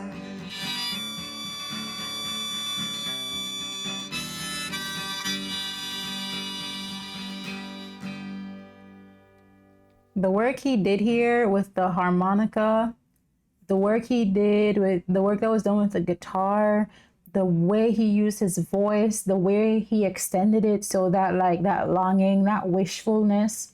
Am I saying that? Is it wistful? That wishing for that old life, it all hit, it all landed. I feel you, Bob. Sometimes I wish I could go back to. But I'm also like happy with where life has taken me. If we didn't get out of that past, that beautiful bliss, then the question in the hard rains are gonna fall, we wouldn't know. And I don't like to be ignorant. I like to know what's going on. So dream of it, but we're all the better for knowing. All right, Oxford Town up next.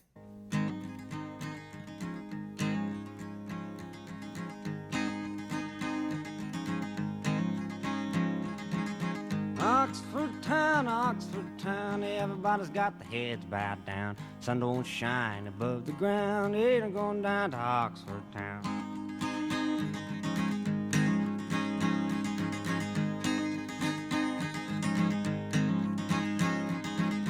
He went down to Oxford Town, guns and clubs followed him down, all because his face was brown. Better get away from Oxford Town. Okay.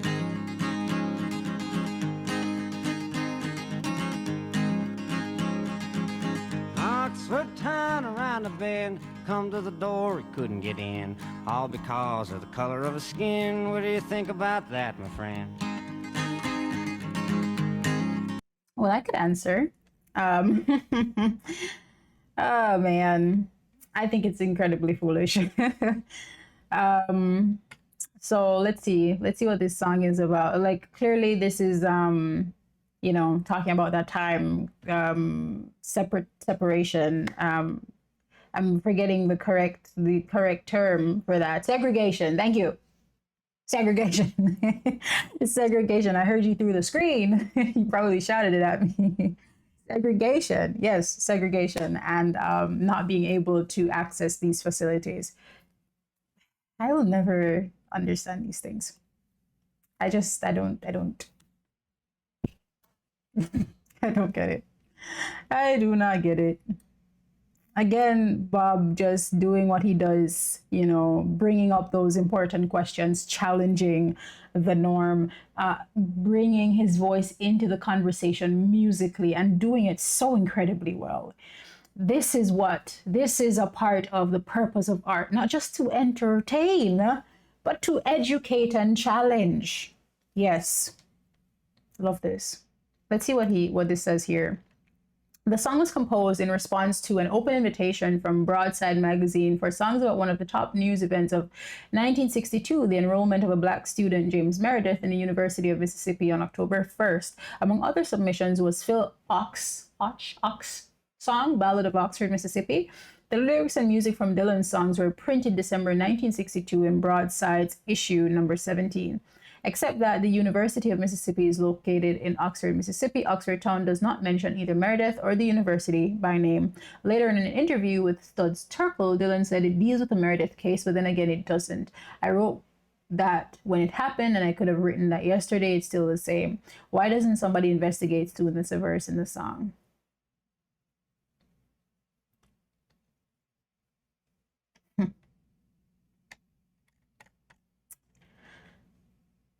Little Bob Dylan.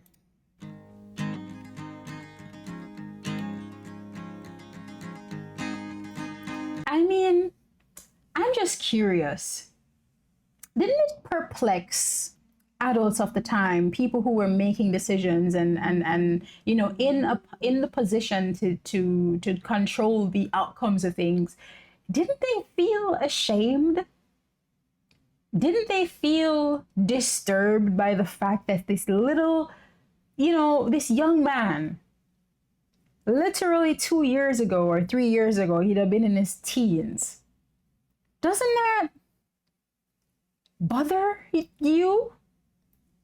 Like, isn't there any shame? Like, I don't, let's keep on listening. I don't know.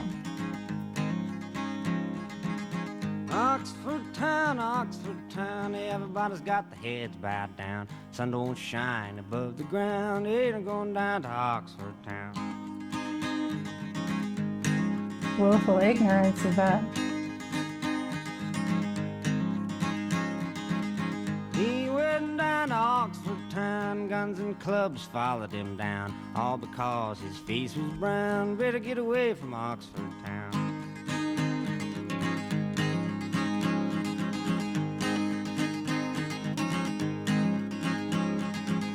Oxford town around the bend, come to the door, he couldn't get in, all because of the color of his skin. What do you think about that, my friend?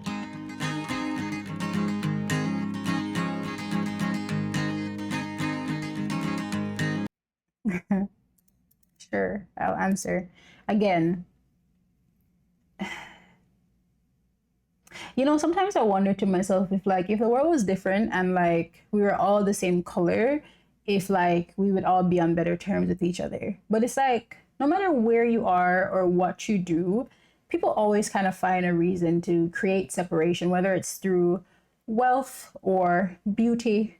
You know, there's always some sort of separation happening. And I just, you know, some people want to be here, some people want to be there. And that's fine. You don't want to mix and mingle with certain people. It's like, it's your right to be that way. However, to kind of like impose that on an entire society, that's a reach, right?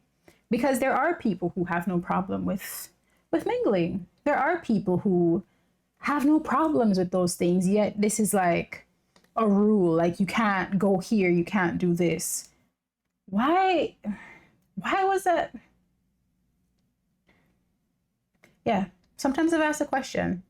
If we're all the same color, would things be different? But I feel like, somebody would say, well, I'm wearing this brand and you're wearing that brand, so we can't be in the same circles. I'm earning this, I'm in this income bracket, and you're in that income bracket, so no. You speak this language and I speak that language, so no. Your eyes look like this and my eyes look like that, so no. Your hair looks like this and my hair looks like this, so no. And it's colorism, classism, all of the isms and the schisms. And it's very foolish. I wish we could grow past that, evolve past that, because there's so much value and depth and beauty in human beings. If we could just see beyond the things that we think make us different, then we might be able to see, wow, here's a perspective or a person or an experience, I don't know, I would have otherwise never had. And that's what people really bring to the table. You grow up where you grow up with the perspectives that you have, and that's limited. That's just your point of view. You experience the world through your point of view, but what about my point of view and your neighbor's point of view? Aren't those things valuable too? Doesn't that enrich the depth of your experience, of the human experience? Don't you want to go beyond this very base level of being a person?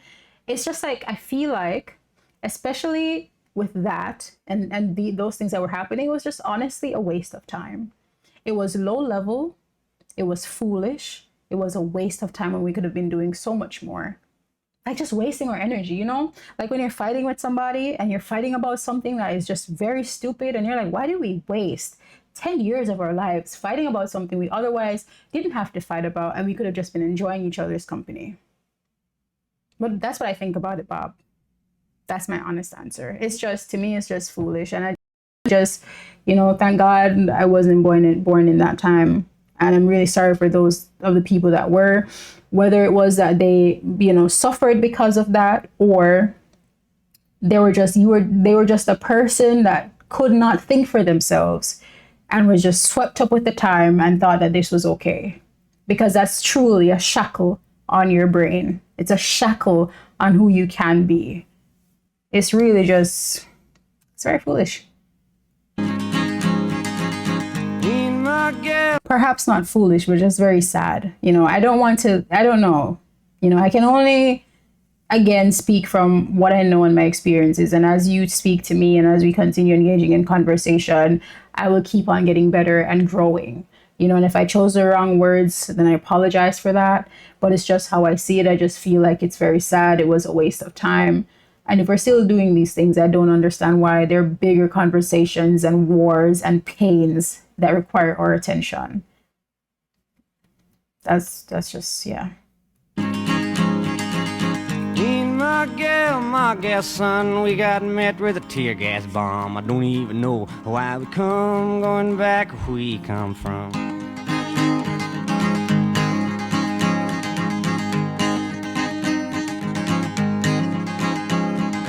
Oxford town in the afternoon, everybody singing a soulful tune. 2 men died 'neath the Mississippi moon, somebody better investigate soon.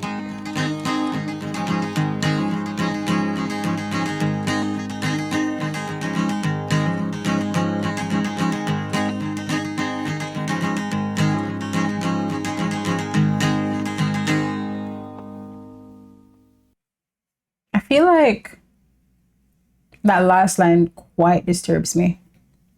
Let's see what the annotation is for that. Dylan is commenting on the instances like that at the University of Mississippi have happened before and will continue to happen. People just say somebody better. Right. That's what I thought. That is what I thought. Again, with the shirking off the responsibility with saying somebody better do something. You could be that somebody. We could be the somebodies,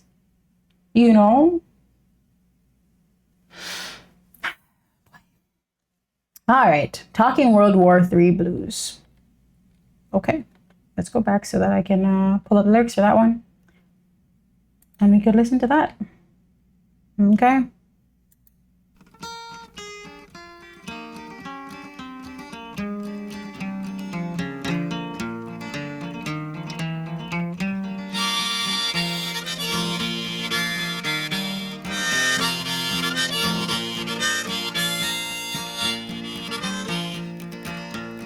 One time ago, a crazy dream came to me. I dreamt I was walking in World War III. I went to the doctor the very next day to see what kind of words he could say. Said it was a bad dream. I wouldn't worry about it none, no, them old dreams are only in your head.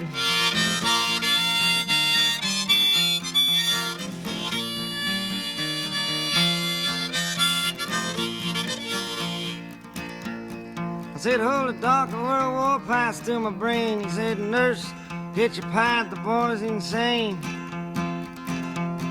He grabbed my arm, I said, ouch, as I landed on the psychiatric couch. He said, tell me about it.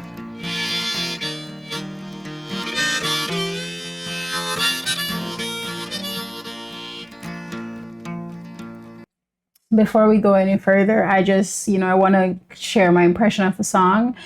I feel like everything is absurd. Everything is crazy. I apologize for that. Yeah. Everything is crazy and absurd and impossible until it happens, and that to me is what I'm hearing here. Like, oh, you're scared of a potential war. I mean, something that we're currently scared of now. We're worried about now. And, you might say, well, those things are not going to happen. But look at where we are. Look at where we are. All dreams are only in your head.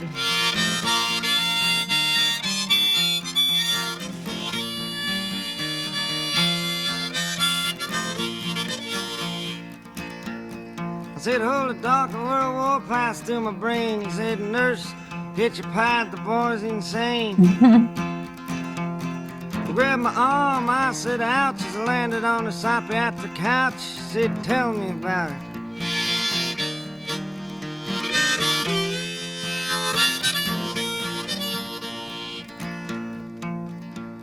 Well, the whole thing started at 3 o'clock fast. It was all over by 1:15.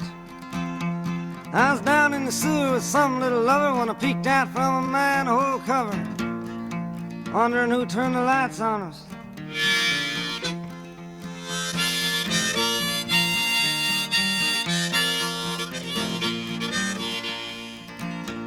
Well, I got up and I walked around, up and down the lonesome town. I stood wondering which way to go. I lit a cigarette on a parking meter and walked on down the road. It was a normal day.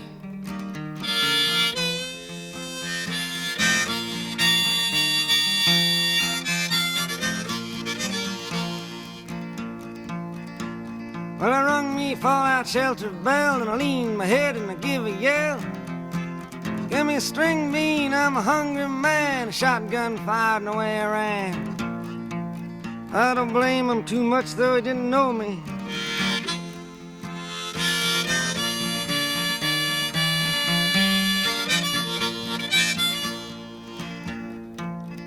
So is he like recounting his dream here? Is that what's happening? It sounds that way. It sounds that way. Let's keep on going. Down the corner by the hot dog stand, I seen a man.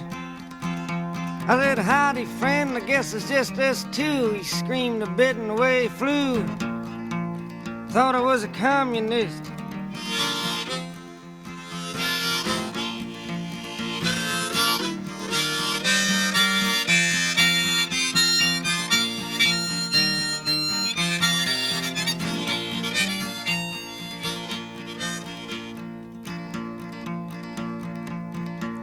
Well, they spotted me a girl before she could leave. I said, let's go play Adam and Eve. I took her by the hand and my heart was thumping. She said, hey, man, you crazy or something? You seen what happened last time they started?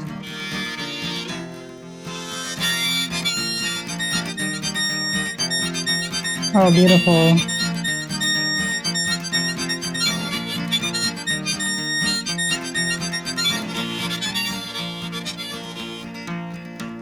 Well, I seen me a Cadillac window uptown. There was nobody around. I got into the driver's seat and I drove down 42nd Street in my Cadillac. Good car to drive after a war.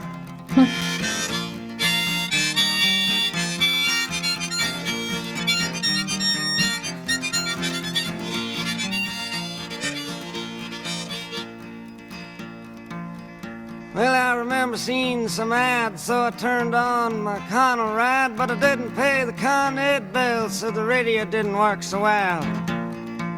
Turned on my record player. It was Rock-a-Day Johnny singing, "Tell your ma, tell your pa, our loves are gonna grow." Wah, wah.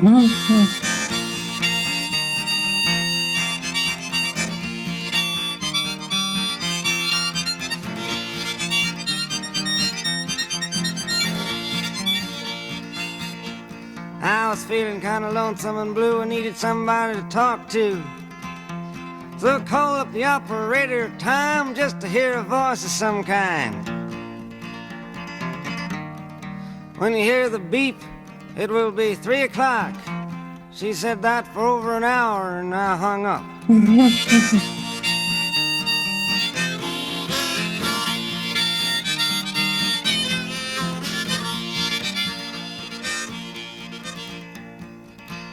Well, the doctor interrupted me just about then, saying, "Hey, I've been having the same old dreams.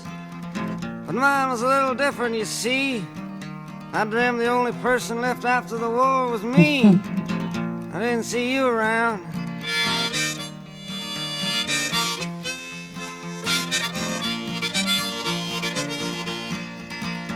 Well, now time passed and now it seems everybody's having them dreams. Everybody sees herself walking around with no one else. Half the people can be part right all of the time, and some of the people can be all right part of the time, but all the people can't be all right all of the time.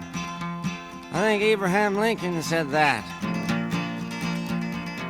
I'll let you be in my dream if I can be in yours. I said that.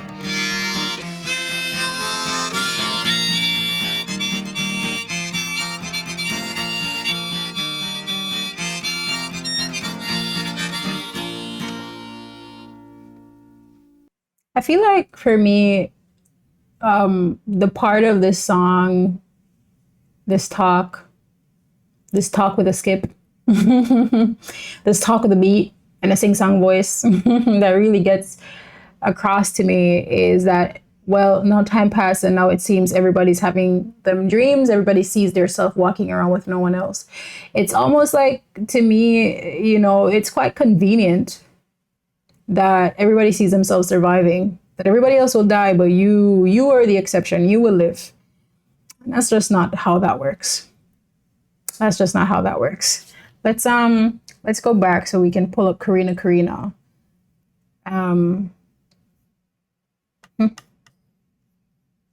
Talking World War III blues. I don't really know how to feel about that song. I just feel like, you know, it's more of a reflection that, you know, it's convenient that you think you're gonna make it. It's really not how it works. It's like, it's better you just try to prevent a war from happening versus thinking you're gonna somehow make it. So Corina Corina is one of those ones that is not original. It says it was recorded by the Mississippi Sheiks, never heard of them, and by their leader Bo Carter in 1928. All right. And Dylan's version borrows phrases from a few Robert Johnson songs, Stones in My Passageway. Is Robert Johnson that blues player? I think so. It says 3220 blues. Interesting. All right. Let's go with Corina Corina.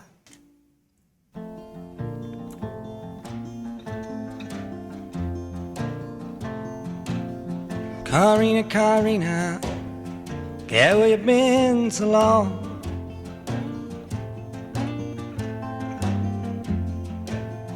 Corina, Corina, girl, where you been so long? I've been worrying about you, baby. Baby, please come home. Beautiful guitar work. I got a bird that whistles. I got a bird that sings. I got a bird that whistles. I got a bird that sings. But I ain't got Corina. Life don't mean things.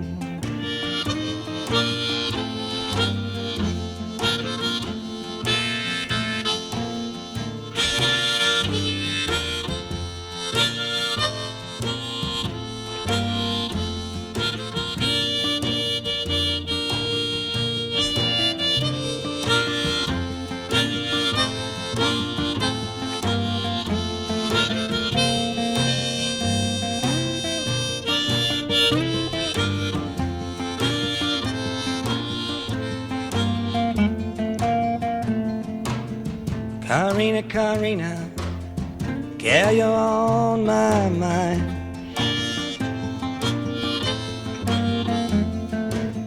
Corina, Corina, girl, you're on my mind. I'm sitting down thinking of you. I just can't keep from crying. Aww.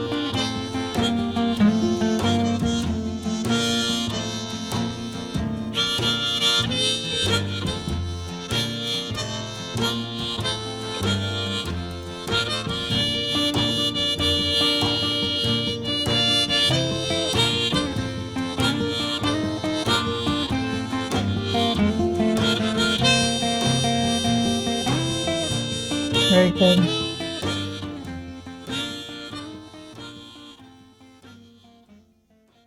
A nice little love letter to Corina.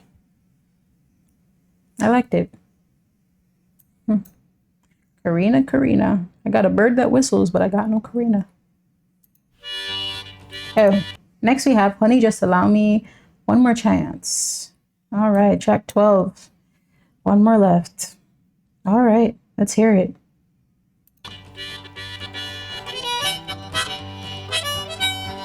Honey, just allow me one more chance to get along with you. Honey, just allow me one more chance to do anything with you. While I'm walking down the road with my head in my hand, I'm looking for a woman needs a word man. It's just a one kind favor I'll ask you. Allow me just a one more chance.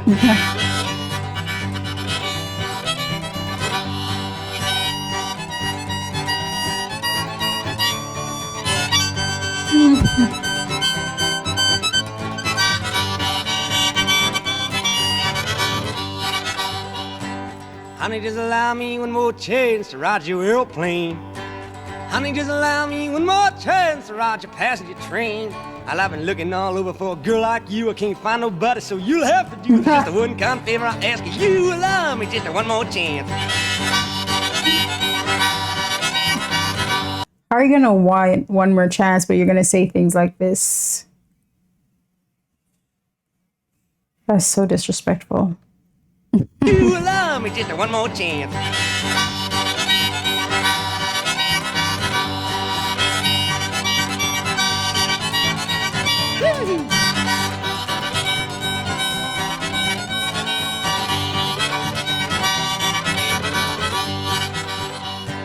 Honey, just allow me one more chance to get along with you.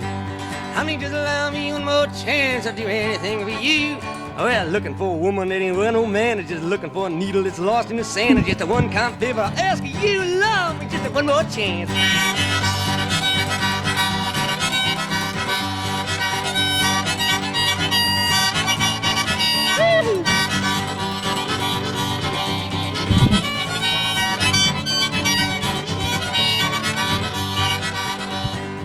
one kind favor I ask you, allow me just one more chance.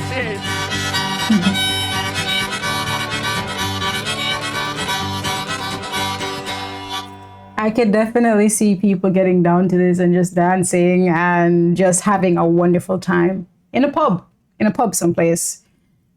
He's so funny. I've been looking all over for a girl like you. I can't find no better, so you'll have to do. Well, looking for a woman that ain't got no man is just like looking for a needle that's lost in the sand. Woo! That's funny. He's funny for that one. I liked it. All right, I Shall Be Free is the final track. And I believe this one was a cover too. Yeah, that was a cover too. All right. All right. I Shall Be Free is the last track. Let's hear it. This was a fun album. What a mix of songs.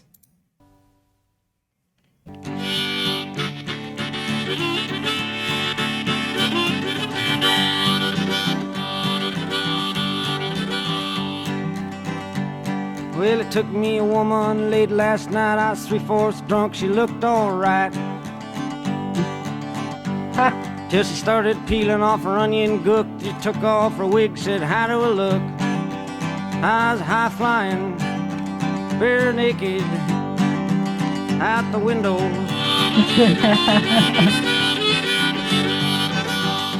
Well, sometimes I might get drunk, walk like a duck and smell like a skunk. Don't hurt me none, it don't hurt my pride, 'cause I got my little lady right by my side. She's a trying to hide, of course, pretending she don't know me.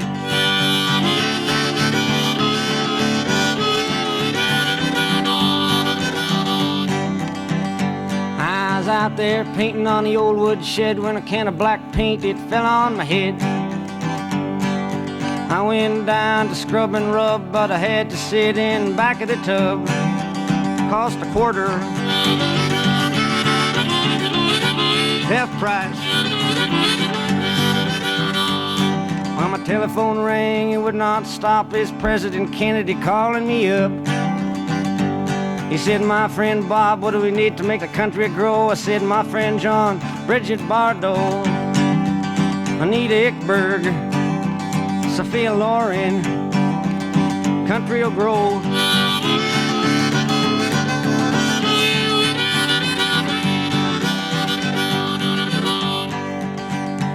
Well, I got a woman 5 feet short. I just want to read the context. It says President John Kennedy was the 35th president and was known as quite the ladies' man.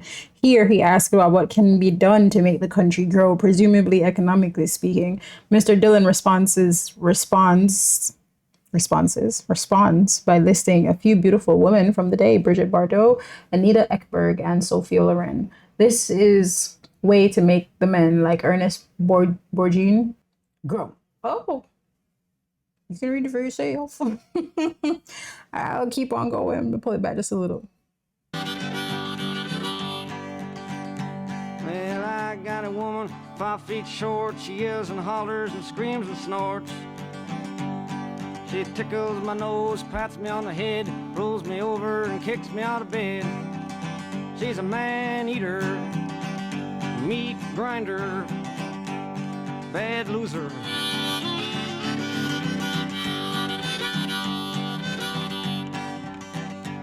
Oh, there ain't no use of me working all the time. I got a woman who works herself blind, works up to her britches, up to her neck, writes me letters and sends me checks. She's a humdinger, folk singer.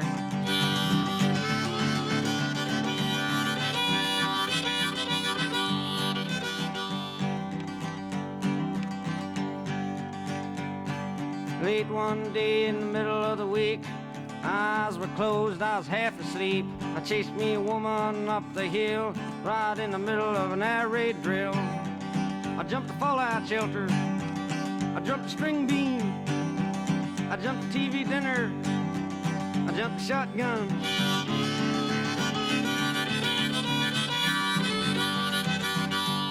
Now the man on the stand, he wants my vote. He's running for office on a ballot note. He's out there preaching in front of the steeple, telling me he loves all kinds of people. He's eating bagels, he's eating pizza, He's eating chitlins. Oh, God.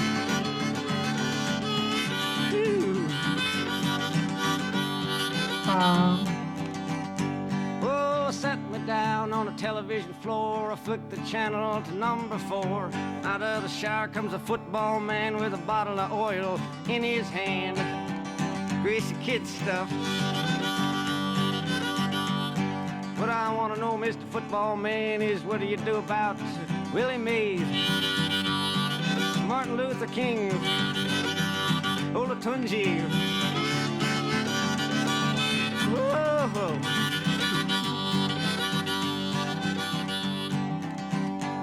Well, the funniest woman I ever seen was the great-granddaughter of Mr. Clean.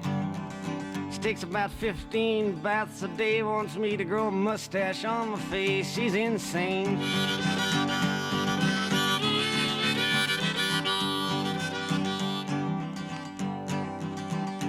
Well, you ask me why I'm drunk all the time. It levels my head and eases my mind. I just walk along and stroll and sing. I see better days and I do better things. I catch dinosaurs, make love to Elizabeth Taylor, catch hell from Richard Burton. What a way to end the album. Oh. Oh, no, you don't. What is this? Lily Rosemary and Jack of Hearts? Okay. Huh. I Shall Be Free. What an interesting title. I felt like this track jumped over to like so many different storylines and pulled on so many different things. I honestly don't know how to feel about this song, to be honest with you. If anything, it just feels like it's just very entertaining to listen to. Like, it's just pulling on so many things and it's fun to listen to and you don't know where it's going to go. So that makes it exciting. And I can see this playing, on vinyl or something and just being just surprised by where the song takes you. And I think, like, for me, it's the point. It's funny. It's lighthearted. And I like it, it's different. I think like folk music is not something that I'm used to. So this album was definitely like an experience for me. When I listened to Bob Dylan 1962, and let me just scooch over a bit. When I listened to Bob Dylan 1962, I was like kind of asking the question, is this the norm to write like 8 songs with not 8 songs, 8 verses with no chorus? But it seems like that is the norm when it comes on to folk music. Do I have that correct? Of the 13 tracks that were on that album, 11 of them were covers. So, and a lot of them were structured similarly. And so I can see that a lot of, what's here is about storytelling, very reflective, nostalgic, a lot of romance too. And yeah, like that's interesting. It's not what I was expecting because of course I'm coming from, the Bob Dylan songs, like All Along the Watchtower. I'm coming from Mr. Tambourine Man. And so this is a different side of Dylan that I've never seen before. And, I'm loving it, but I'm also seeing like the value because it's like, I can see the future. Now I know where he goes from this, though I haven't seen the beginning and the places in between. And like, I don't know the entirety of the story, but his evolution is absolutely amazing. I'm glad that he was brave and bold enough to say that, if I don't know if he thought to himself, I've done all that I can do or all that I want to do or all that I feel like I need to do when it comes on to folk music. And so I need to do a lane switch and do something different. And I'm interested to see when that lane switch happens, when he says to himself, folk music, this is enough and I want to do something different. All in all, I enjoyed the album a lot. I feel like for me, it feels like something you want your dad or your mom to play in the house so that you can think about these lyrics and you can think about what he's saying here and have that feeling, even when you get older, just to play this in the background. Like, it's definitely, there are a lot of tracks on this that are timeless. Blowing in the Wind, Masters of War, Girl from the North Country, I liked a lot. Bob Dylan's Blues. About this one, was this the one about childhood or was it the dreams? I think it was the dreams. Don't Think Twice, It's All Right, Hard Rains Are Gonna Fall. I mean, he really came out with a very strong album. There were so many memorable tracks here, tracks that people have said to me, you need to listen to this song, and I can see why. For 21 years old, for any artist of any age to release something like this, of course, I think that would be, you know, at that time with the political climate, the racial climate, all these different things, I can see why this would have just resonated and, catapulted him in front of everybody. So you want to look and find out who this person is and why they're saying the things that they're saying. Definitely a great experience for me. I don't know if I did too much talking in this. I just kind of went with my heart and I went with my thoughts and where it took me, and I'm sure that a lot of my interpretation and what I thought of the songs wasn't perfect, but I'm glad that I did it, and I'm glad that you all recommended this to me, and just let me know where to go from here. Let me know what I missed. Let me know where I was wrong. Sorry about the noise. I'm sorry. Let me know what I missed. Let me know what I might need to revisit, what I might need, what kind of context I was missing. And, as I continue this journey, I think my appreciation for folk music will deepen. I think my knowledge of it will also deepen. And I'm grateful for that. I really am. So yeah, I hope you enjoyed the reaction or this first listen. That's my new term now, this first listen. Because it's not really, I feel like reactions demand a lot that sometimes don't feel true. I'm not necessarily reacting as I am listening and just telling you what I think. And to me, that means a lot. And I'm really grateful that you think, why are they doing this? I hope everybody's okay. Yeah, so I don't know if yeah, thank you for giving me the room to listen alongside you and to share my opinions and my thoughts. And yeah, I had fun. I hope you did too. Let me know what you thought in the comments and what I should listen to next. Let me know what I need to do better research on, what points I missed. And yeah, I'll see you in the next one. Have a lovely rest of your Monday. And I'll see you in the next one. Peace.